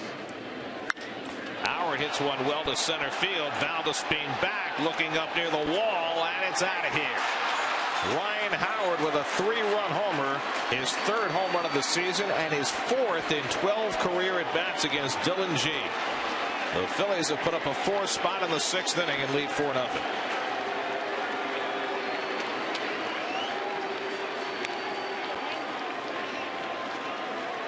Well, I'll get a grimace from your manager. Howard, who's been struggling with the power, made him look bad the first at bat with the off-speed stuff on him.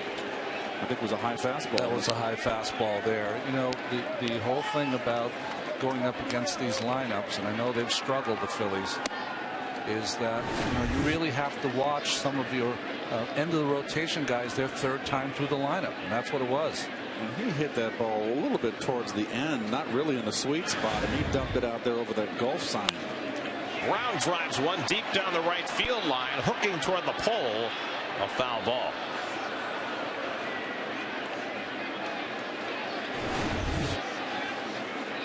Dylan G hoping that ball was going to stay in the ballpark, but not to be.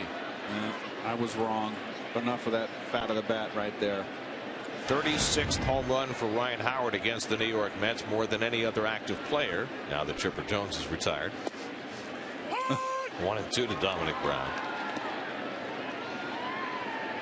Brown has been up twice.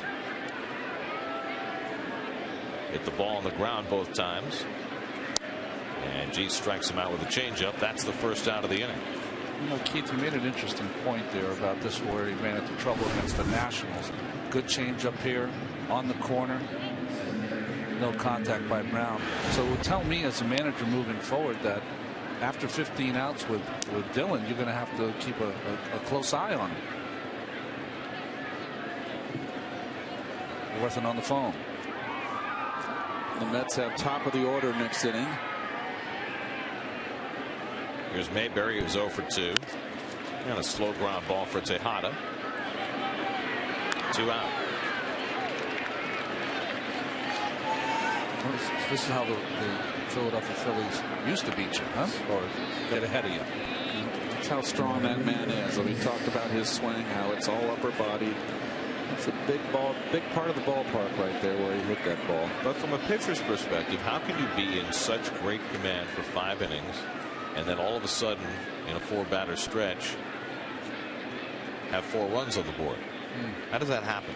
Well, two ways. You know, it's all about execution, so it doesn't matter what you did in the first 5 innings. You still have to execute the pitches in the 6th, 7th, 8th, and 9th. The other thing that can happen, Gary, is there's sometimes an illusion of outs. What does that mean? It means that you've gotten through the first 2 times through the order, and you might have thrown some fat pitches that have been popped up. And you're thinking to yourself, you have 5 shutout innings, but still there was a couple of pitches here and there that should have been covered. They weren't. And as you get deeper in the game, now they start catching up to it. 1-1 to Nix, and the curveball misses.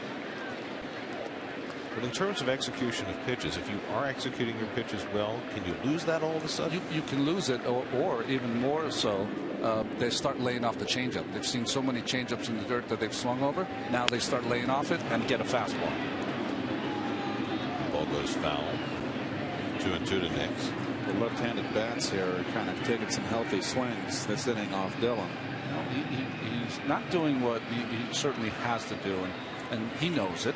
But the fastball into him, to the left-handed hitters, is so crucial for Dillon to get them off his changeup and to get some strikes in there.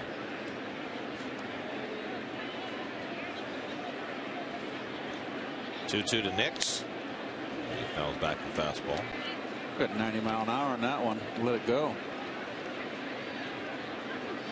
He's angry.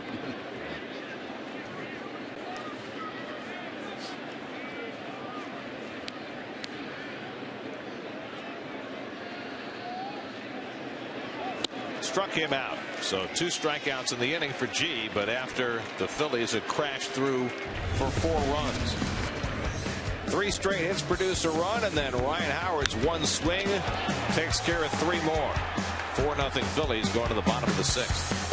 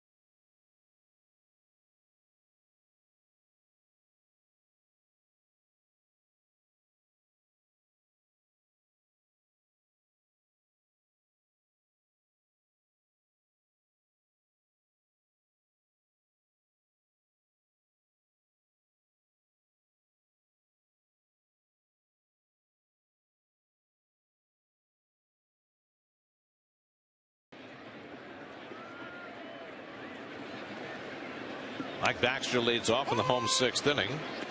Dylan G struggled 3rd time around the batting order against the Phillies. Now Cal Kendrick will face the Mets batting order for the 3rd time.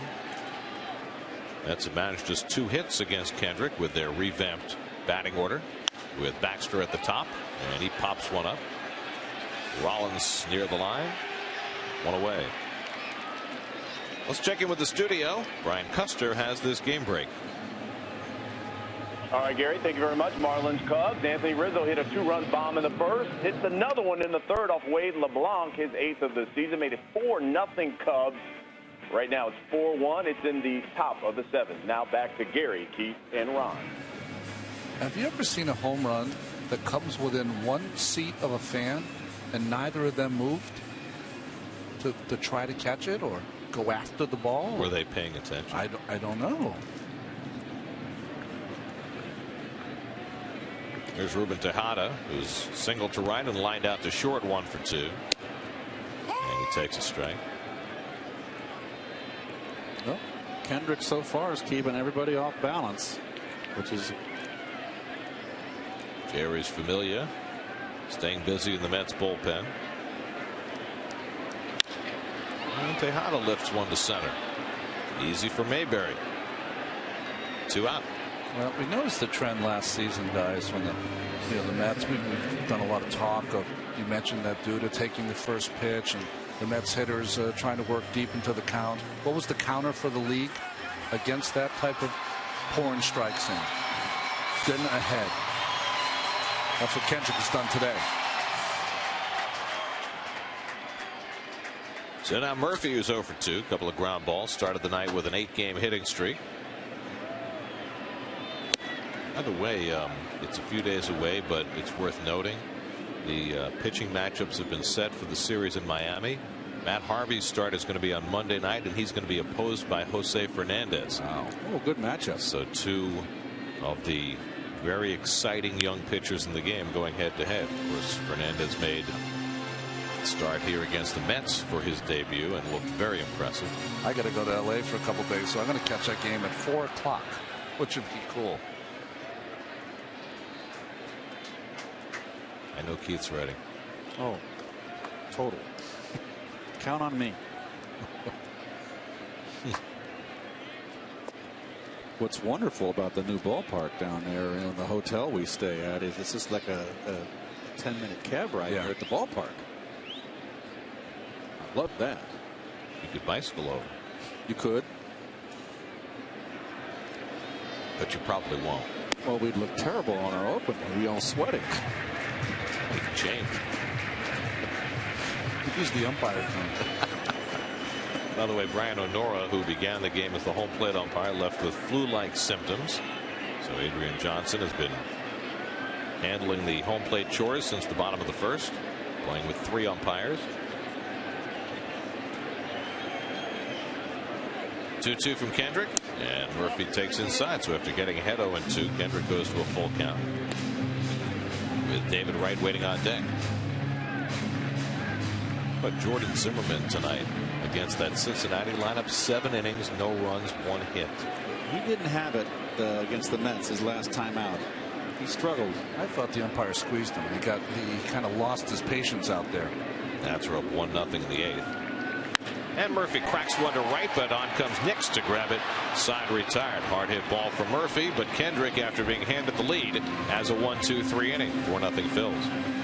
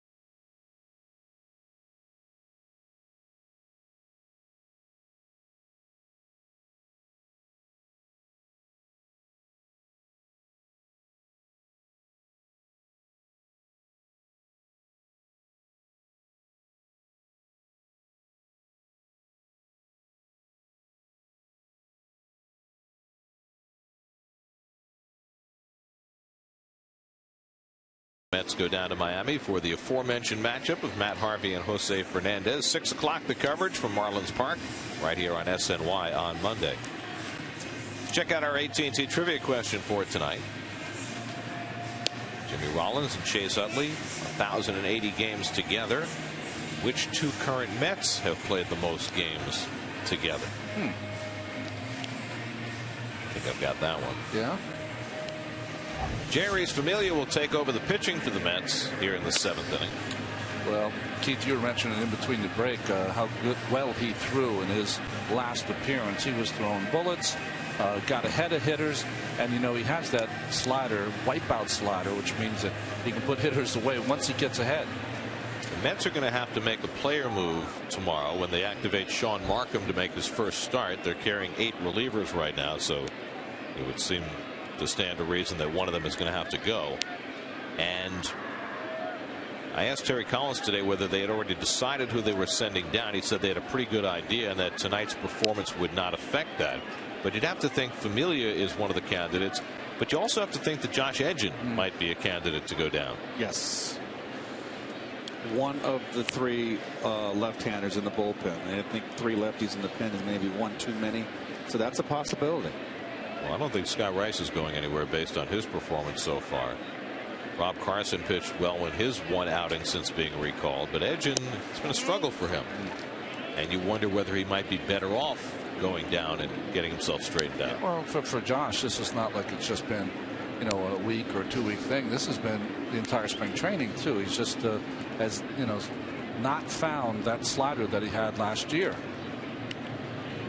On the other side of the coin, would you be better off keeping the 3rd left-hander for this series because it is the Phillies and their left-handed bats?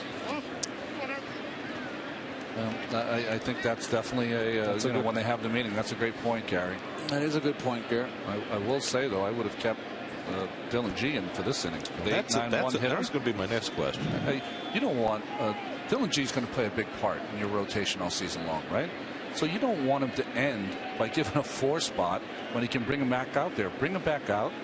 Hope he gets a really 1-2-3 inning. One of the things about a starting pitcher, if you pitch and your team is losing the game and they end up losing the game when you start pitching, the only solace you have is that I went deep into the game. I kind of saved the bullpen for the rest of the week. And that would have been something that they could have done there with G. Took him out after 83 pitches, 5 terrific innings, and then 1 bad one. Gave up 4 runs and 7 hits over his 6 innings, a walk, 4 strikeouts, and a home run. And Familia runs a full count to his first batter, Eric Kratz, with the pitcher Kyle Kendrick waiting on deck. Kendrick's been outstanding tonight.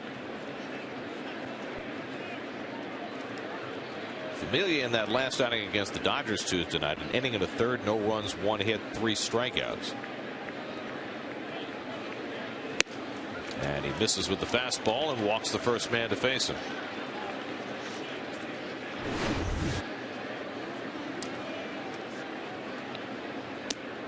Whoop, there we go. Oop. Oh. Ooh, it looks like does a little damage there. Wow. Spider-Man. A little shatterage. Wow. That shouldn't happen. Is that our robotic camera? It was. Who gets the bill for that? Remember the time I broke the camera up here? Up in the booth? How did you break that thing anyway? It was set up for the open and I tried to squeeze by and knocked it over. Well, why would you have to squeeze by? It's not like the corridor is narrow.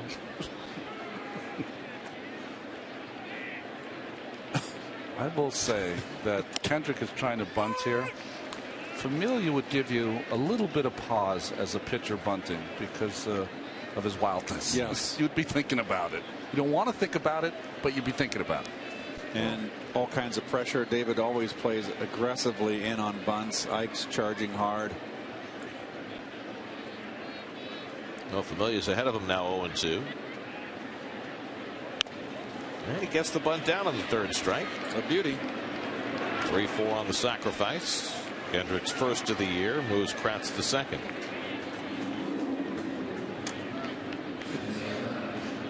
Remember, I got a phone call from Kurt Gowdy. And he said, you know, Keith, those cameras are very expensive. I said, well, I didn't do it on purpose. Hard to expense that one. They tried to dock me. So you either have to make the camera narrower or you. I'm working on it. It's a constant battle. Here's Jimmy Rollins, who singled to start the 4-run 6th inning for the Phillies. 1 for 2 and a walk tonight. And he hits that one sharply, but down to Ike Davis, and Kratz freezes at second base. So it didn't even advance him to third. Probably smart on Kratz's part. Davis has a great arm, might have thrown him out of third. Well, also, too, it's a short hop, so he wasn't sure if it was going to be a line drive. So, actually, it's pretty good, not bad base running. He can get mad at himself. You saw him shrug, but you don't want to get doubled off. Especially with this guy up. So 2 out, Kratz still at second, and now Utley, who singled to right and scored on the Ryan Howard home run in the 6th. Utley 1 for 3 on the night. And takes a crackling fastball for a strike.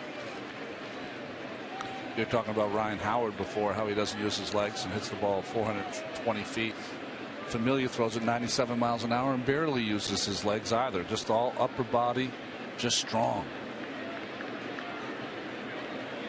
Utley with the closest swing I've seen to Richie Hebner, with that hockey swing and that low ball. Popped up, and Tejada backs up, gives way to Duda. Side retired. Leadoff walk, but Familia keeps him off the board. 7th inning stretch, 4-0 Phillies.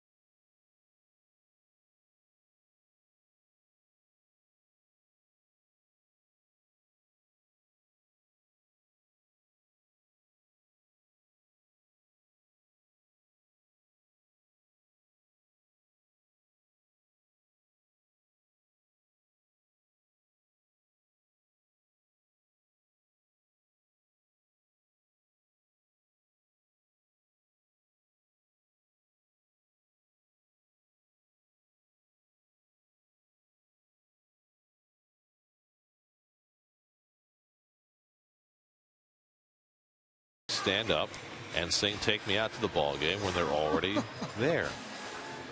Seems like a Stephen Wright quote. I was going to say. But that's L.A., who sits in the Phillies radio booth working with Scott Fransky. L.A., he's never had a bad day. A relief pitcher, long man, short man. Occasionally started, I believe, if you're really desperate. He made 1 start in his career in 699 appearances. Really? Okay, then I stand corrected. Desperate.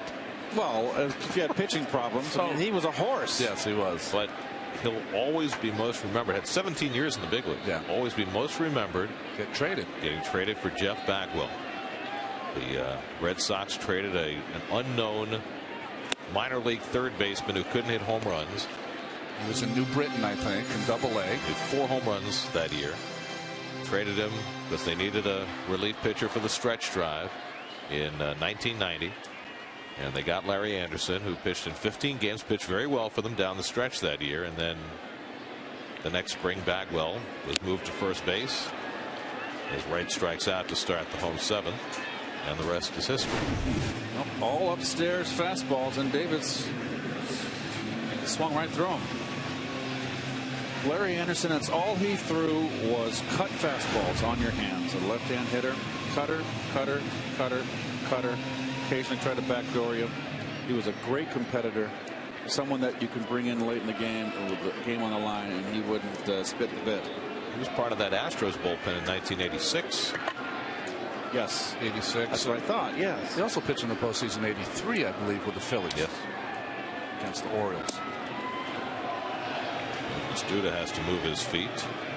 Duda has flied out and struck out tonight.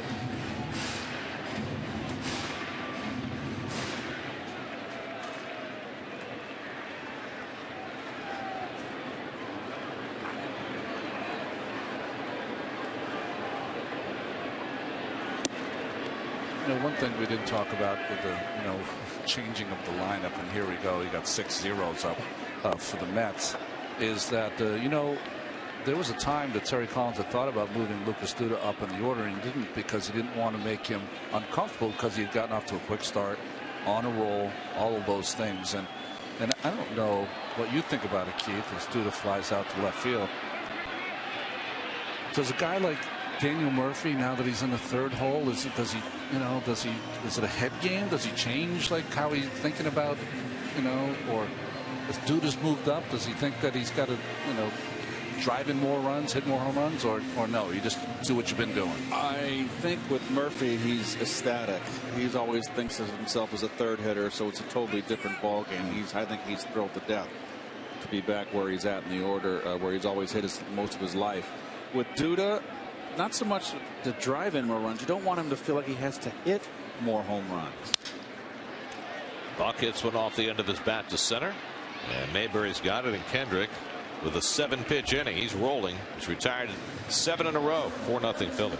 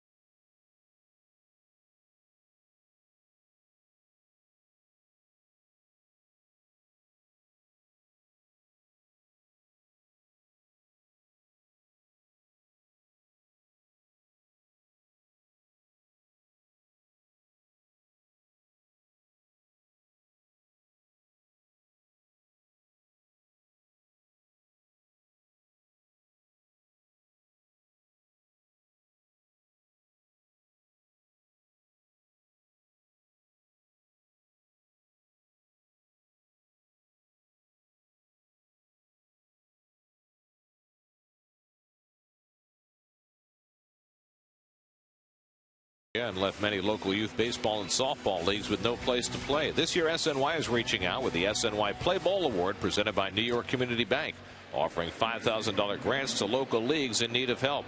To apply, visit facebook.com/SNY today. Well, Kyle Kendrick's been right on top of his game tonight. This is fine a game I've seen him throw. He has one complete game shutout in his career. That came last year against the Cardinals, and with his low pitch count, he might have a shot tonight. Michael Young leads off in the 8th against Jerry's Familia, who begins his 2nd inning. Young 2 for 3, drove in the first run of the game with a 6th inning single.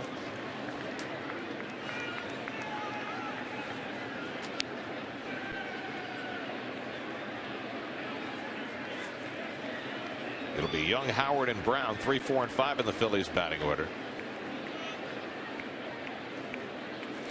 This must feel like a bonanza to Kyle Kendrick or any Phillies pitcher, the way the Phillies have struggled to score runs. For their last 11 games, 32 runs. That's 2.9 per game.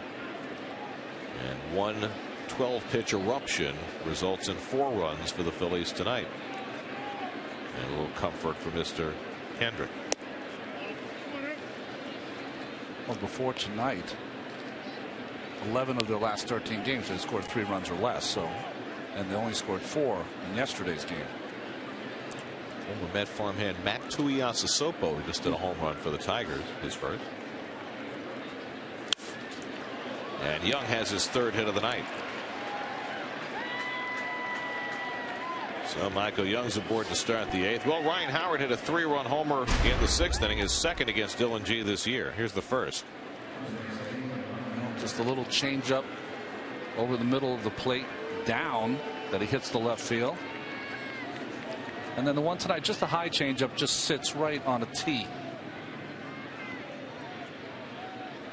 Both mistakes. One, the first one, too much at the plate, even though it was down, too much at the plate. This one up, out, over. Remember, he struck him out in the first time up on that changeup down in the dirt, and he couldn't execute it in that 6th inning. Now Howard faces Familia with Young at first and nobody out. Mets put on the overshift.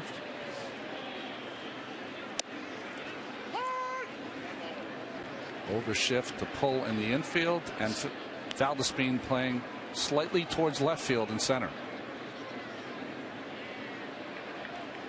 Wow. Del Ennis, guy no one ever talks about, huh?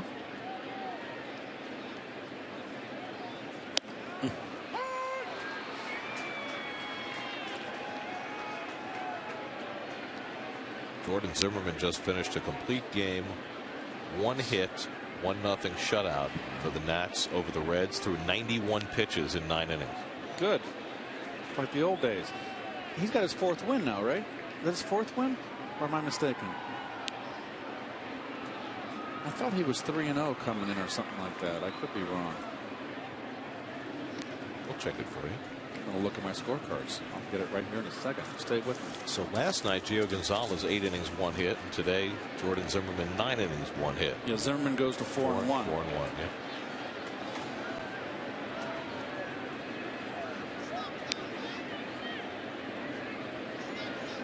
And his counterpart is 1-4. Strasburg? Yes. How about that? 1-2 to Howard. And he hasn't really pitched badly. He's kind of a tough luck pitcher. Teams have been getting him early in the first inning. Gave up 3 in the first to the Cardinals his last start.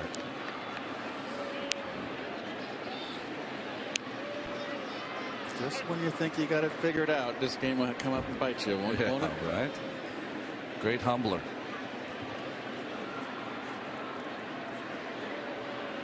Now the 1-2. And a check swing foul.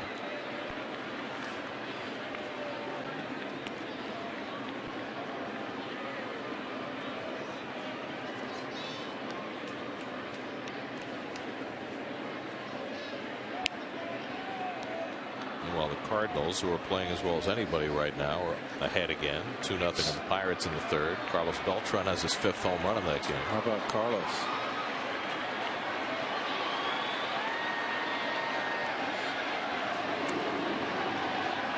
One-two. Ground ball, might be a double play.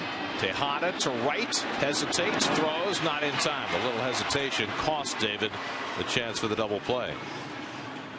So it's a 6-5 force play racing Young for the first out. Well, David kind of double clutched here. I don't know why he hesitated. He had a good grip, but he did, and that's the difference. You know, Young always plays hard. Good clean slide here. Well, it's part of the consequence of having a guy who's not a shortstop, right, trying to turn a double play. And he beat it easily. Mike Davis coming to speak to Familia, say I'm going to play behind the big guy. Ryan Howard at first base. Well, my mistake. I said behind. He's going to play in front of him. He should play behind him. I don't get this. I don't think Dominic Brown is looking to bunt here. Well, just get back. I don't understand at all. Brown is 0 for 3 today. 2 ground balls and a strikeout. The whole purpose of playing behind a runner is when you got someone that can't run, you want to cover more ground. So you move back behind the runner and move back with the pitch, and you get the ball in the hole.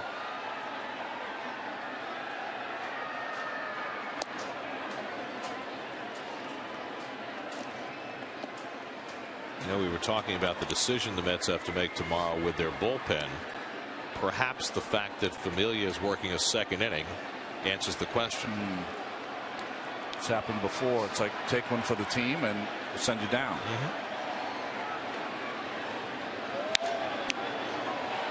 What did Whitey Herzog once tell me? You can always find an arm. Just call someone else in AAA. It's cold, but that's tough. Ronnie doesn't like fact. to hear that. It's cold, but it's the fact. It's true.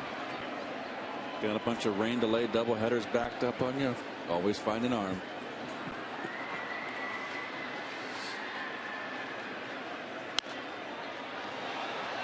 Wright trying to run under it, but it lands in the dugout. 2-2. In some cases, that arm can be found by multiple teams in a short period of time. Just ask Aaron Laffey. That's right.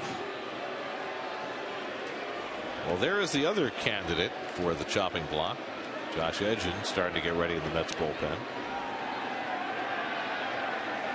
It's going to be interesting to see Markham pitch tomorrow after missing a big chunk of spring training as Brown goes down swinging for the second time.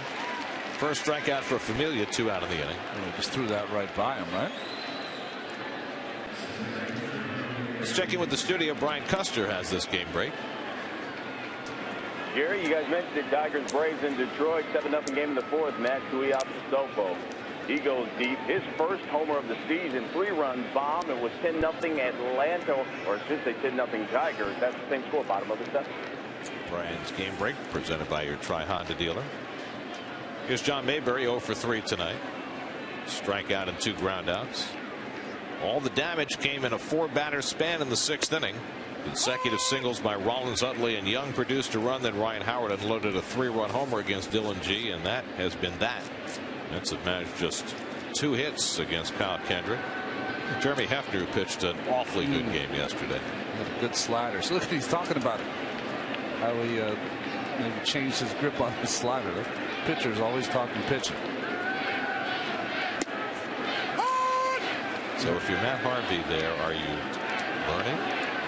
Are you helping? No, I don't think he's helping. I think at all times you're always talking pitching and grips. And what did you do? You had a good slider yesterday, Jeremy. What did you do? Well, I changed my grip a little bit. You know, that kind of stuff. I shouldn't say pitchers are talking pitching all the time. A lot of the time. Well, hitters talk hitting. Yeah. So what happens when pitchers and hitters talk? Well, Rusty Staub said, don't ever tell a pitcher anything about your hitting, because that guy could be traded and you'll have to face him. And you'll tell everybody. 4-0 Phils.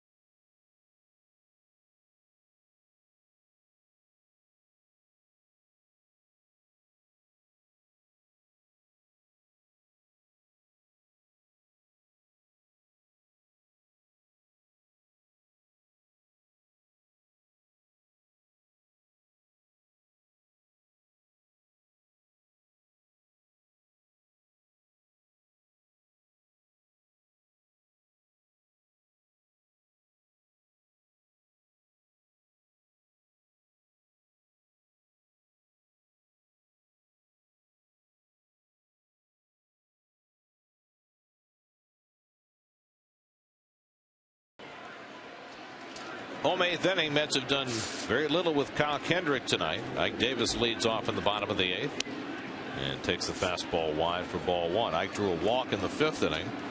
Only 3 base runners for the Mets tonight. Singles by Tejada and Wright, the walk to Davis, and that has been that. Pulled toward the hole, but Utley flashes over. 1 away. That's 9 in a row retired by Kendrick. It's funny how things work. Kendrick in his last start against the Cardinals went 6 innings, pretty good innings, with allowed just 2 runs through 113 pitches. Yeah. Tonight, 87 through the first 7. Well, I asked Tommy McCarthy, our good friend who does the television for the Phillies. I said, "How's Kendrick been throwing?" He said, "He's been throwing good, but he just throws too many pitches early in the game." Well, not tonight. And facing a team that generally takes a lot of pitches, but that's why you play 162. They're all a little bit different. Valdespine bluffs the bunt, takes a strike. There they are. There's Tom McCarthy on your right and Wheels. Chris Wheeler on your left. Wheels having a laugh. I don't think Tommy thought it was funny. What year did Tom do TV here? Radio. Radio with Howie after I moved to TV for 2 years. 06-07. 06-07. Yeah. Line to right and right at Nix for the second out. Let's check out our AT&T trivia question. We asked which 2 current Mets have played the most games together. I would think Wright and Murphy. Yeah. Yeah, there you go.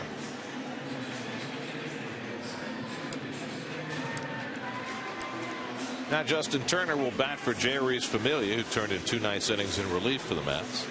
And looks like Josh Edgin is going to get the top of the 9th. So the 2 guys who are competing to stay tomorrow both will have worked in this game. When I think of players playing together, I always think first of Alan Trammell and Lou Whitaker. Absolutely. Right. Well, I think of the quartet in Los Angeles. Yes. That infield that was together for 10 years. Garvey, Lopes, Russell, and Say. And how many years did they play together in AAA under Lasorda at Albuquerque? That's right. Well, Lopes didn't come up till he's 27 years old. Garvey too was late coming up, as well as Bill Russell. I was walking in the concourse the other day when the Dodgers were in town, and someone's yelling at me, Ronnie. I turn around, it's Ron Say. He was here. The new ownership group for the Dodgers, the Guggenheim Group, they were having some parties here. Well, Turner has the Mets' 3rd hit of the night. A pinch hit single.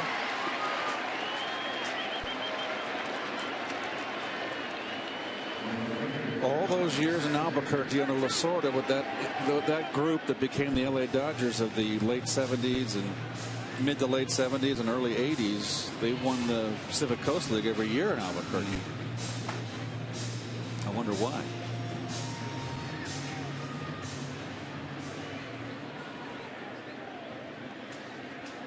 Now Kendrick starts his 4th time around the batting order. Mike Baxter's gone 0 for 3 tonight after being plugged into the leadoff spot. And takes a strike. First action in the Phillies bullpen. Antonio Bastardo getting ready to loosen up. And he's been very good this year.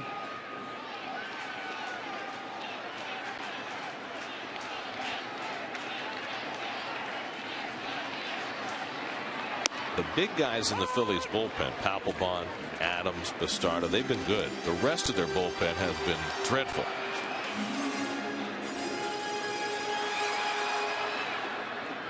Look at some power arms out there too. With they do. Horst and Omar. Omar had the rough day yesterday, but he's got a great arm. Well, Omar is really a specialist. He's not effective against left-handers. Baxter hits it out to right center, but plenty of room for Mayberry. 8 shutout innings for Kyle Kendrick. We head for the 9th at Citi Field. 4-0 Phils.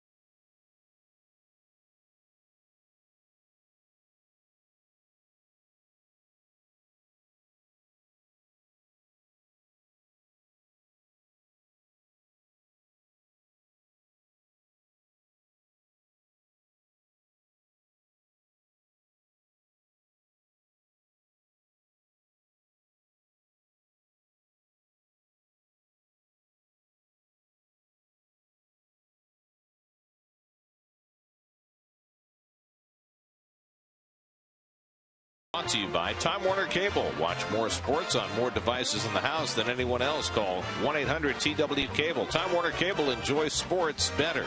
By Xerox. With Xerox, you're ready for real business. And by Nissan. Choose Nissan today for great offers on the most innovative lineup ever.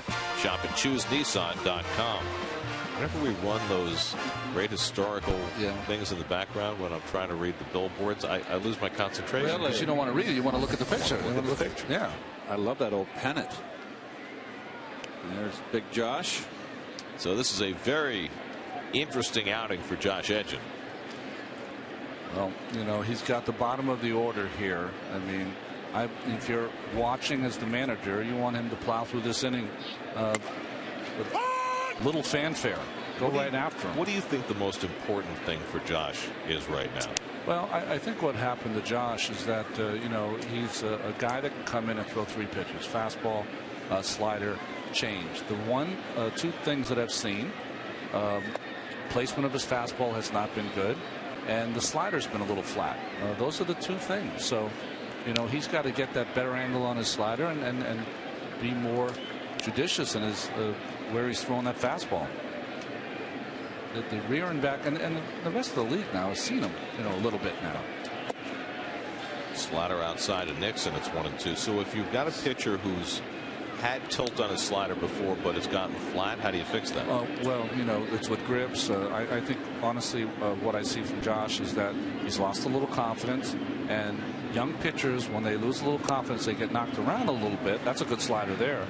What they do, Gary, most of the time they try to throw harder, and when you try to throw harder, you lose the control in the strike zone, and your slider sometimes backs up. This is a good one here. Starts in the outside corner. You can't really recognize slider till too late for Nix. So 1 out and nobody on. Now Eric Kratz, who has a bloop single and a walk tonight, 1 for 2. And Kyle Kendrick is out on deck. Looks like he's going to get a chance for his 2nd career complete game shutout. See that pitch there? First pitch changeup to Kratz. Down in the strike zone. Very good. Phillies bullpen. Crickets.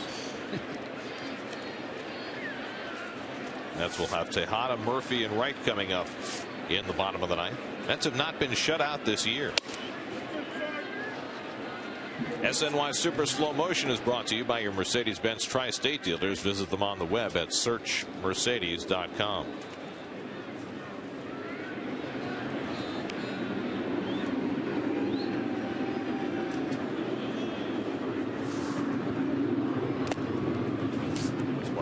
Of the game and one of the cruelties of small sample size.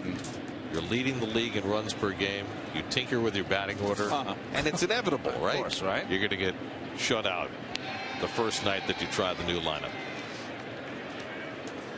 I like the change. I do. And of course, that's my point, that even if you get shut out tonight, it doesn't mean that it's the wrong move. Yeah, of course. It just means that it was a bad night. Kendrick's night so far tonight. Jordan Zimmerman's night. 1-hit shutout. Kendrick working on a 3-hit shutout. Well, nothing like winning a 1-0 game, especially against the power of that Cincinnati team. Anything better? If you do like Kershaw did and you drive in the only run. Oh, that's right. Yeah. It was opening day, right? Yes. What you used to call that? Little League game? Little League game, yeah. You get all the hits, you strike out everybody, and you get the sprinkles on your ice cream. Oh, wait a second. You're a Massachusetts kid. You get Jimmy's. Jimmy's, that's right. I've been in New York too long now. 3-2 to Kratz. Fly ball out to right center. And Baxter sees this one just fine. And that's the 2nd out. Let's check in with the studio, see what's coming up on WB Mason Post Game Live. Chris Carlin, Bobby Valentine, Bobby Ojeda.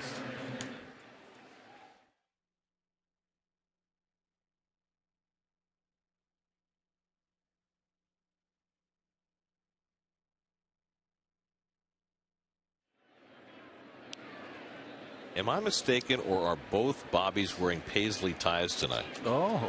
You think that's a fashion coordination? Maybe. Maybe they've got like Albert Finney, the dresser. Someone helping him out. Kyle Kendrick 0 for 2 in a sacrifice tonight. He has had himself a big-time night, working on a 3-hit shutout. And if you're taking this turn at bat, Ronnie, do you want to get on base, or you want to get right back to the mound? No, I don't want to get on base. I really don't. I mean, it would be nice, but really this at bat, all you're thinking about is I can't wait to get back out there and hopefully get 3 outs. And you're in New York. Don't have to play another 4 days. What are you referring to? Where are you going? Where are you going down that road? Still got to come to the ballpark. You got a day game tomorrow. You got to make it here by 10 o'clock. All the better. You can run it off. Do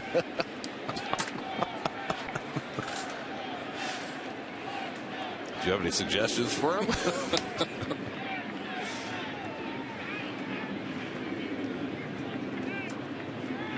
1-2 from Edgin, and he misses with the back door, and it's 2-2.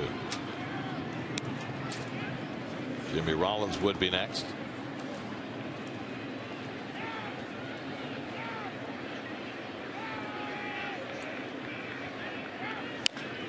Kendrick keeps the at bat alive.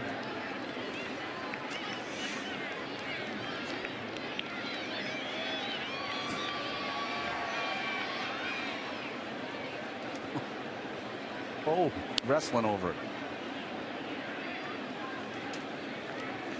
Oh, that's nice. Wow. Now, you would have never given your brother the ball, would you? No chance. Edgin strikes out Kendrick. So a nice inning for Edgin. He gets him 1-2-3 with a couple of strikeouts. To the bottom of the ninth with Kendrick working on a shutout.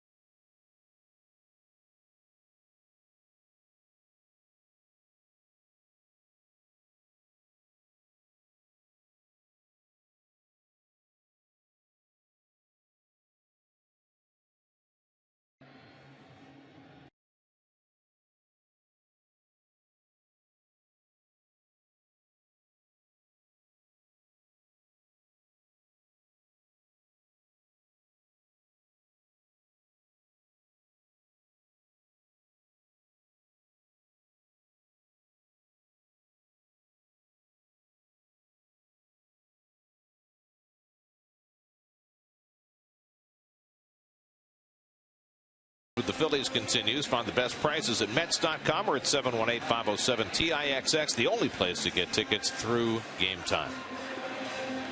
Now Kendrick has 2 complete games and 1 shutout in his career. Ezekiel Carrera comes into play right field to help him defensively.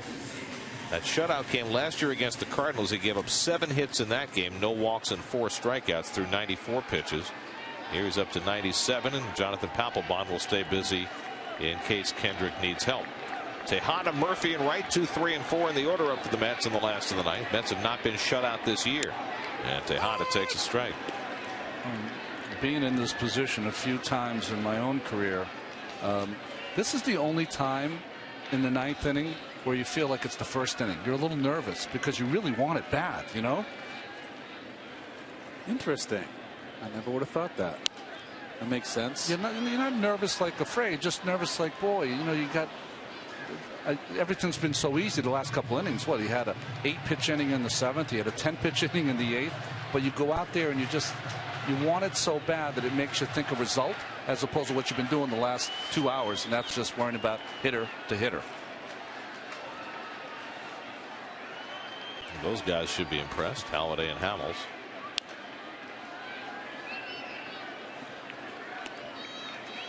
Geico Sports Night, the only show that's only New York sports tonight. Celtics and Knicks play Game 3, Jets and Giants, and everything New York sports on Geico Sports Night tonight after the postgame, only on SNY.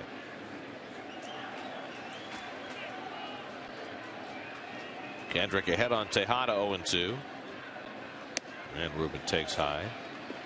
91-mile-an-hour fastball, maybe the hardest pitch he's thrown all night. It's pretty impressive, right? So you get a little adrenaline rush in that ninth inning, huh? Well, they've said that Kendrick has really adopted Roy Halladay's workouts, and that's helped him.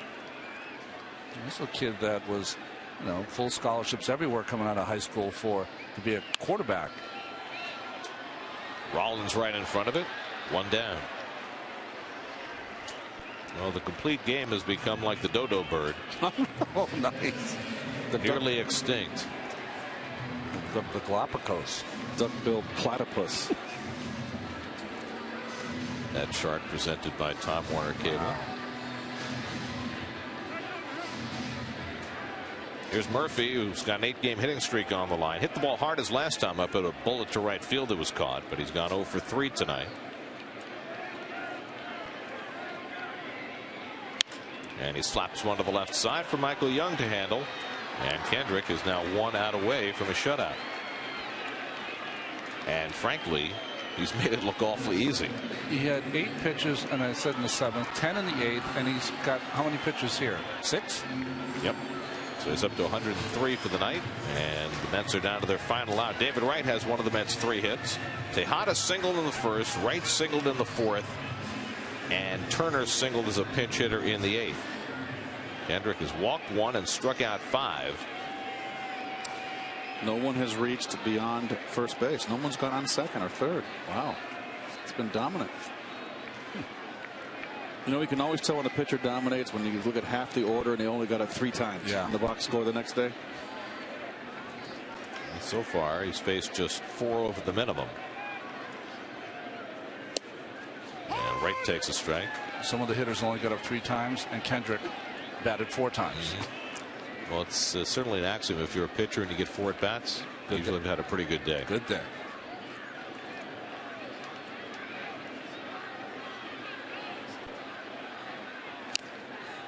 And now the Mets are down to their final strike.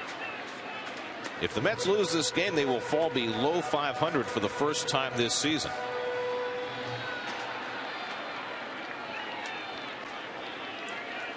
Lucas Duda hoping for a turn, but first Wright would have to fight out of the hole. See if Terry retinkers his lineup tomorrow. Here's the 0-2. Low and inside. Mets are facing a rookie right-hander tomorrow, Jonathan Pettibone, making just his 2nd major league start. He's a right-hander, very similar stuff to Kyle Kendrick.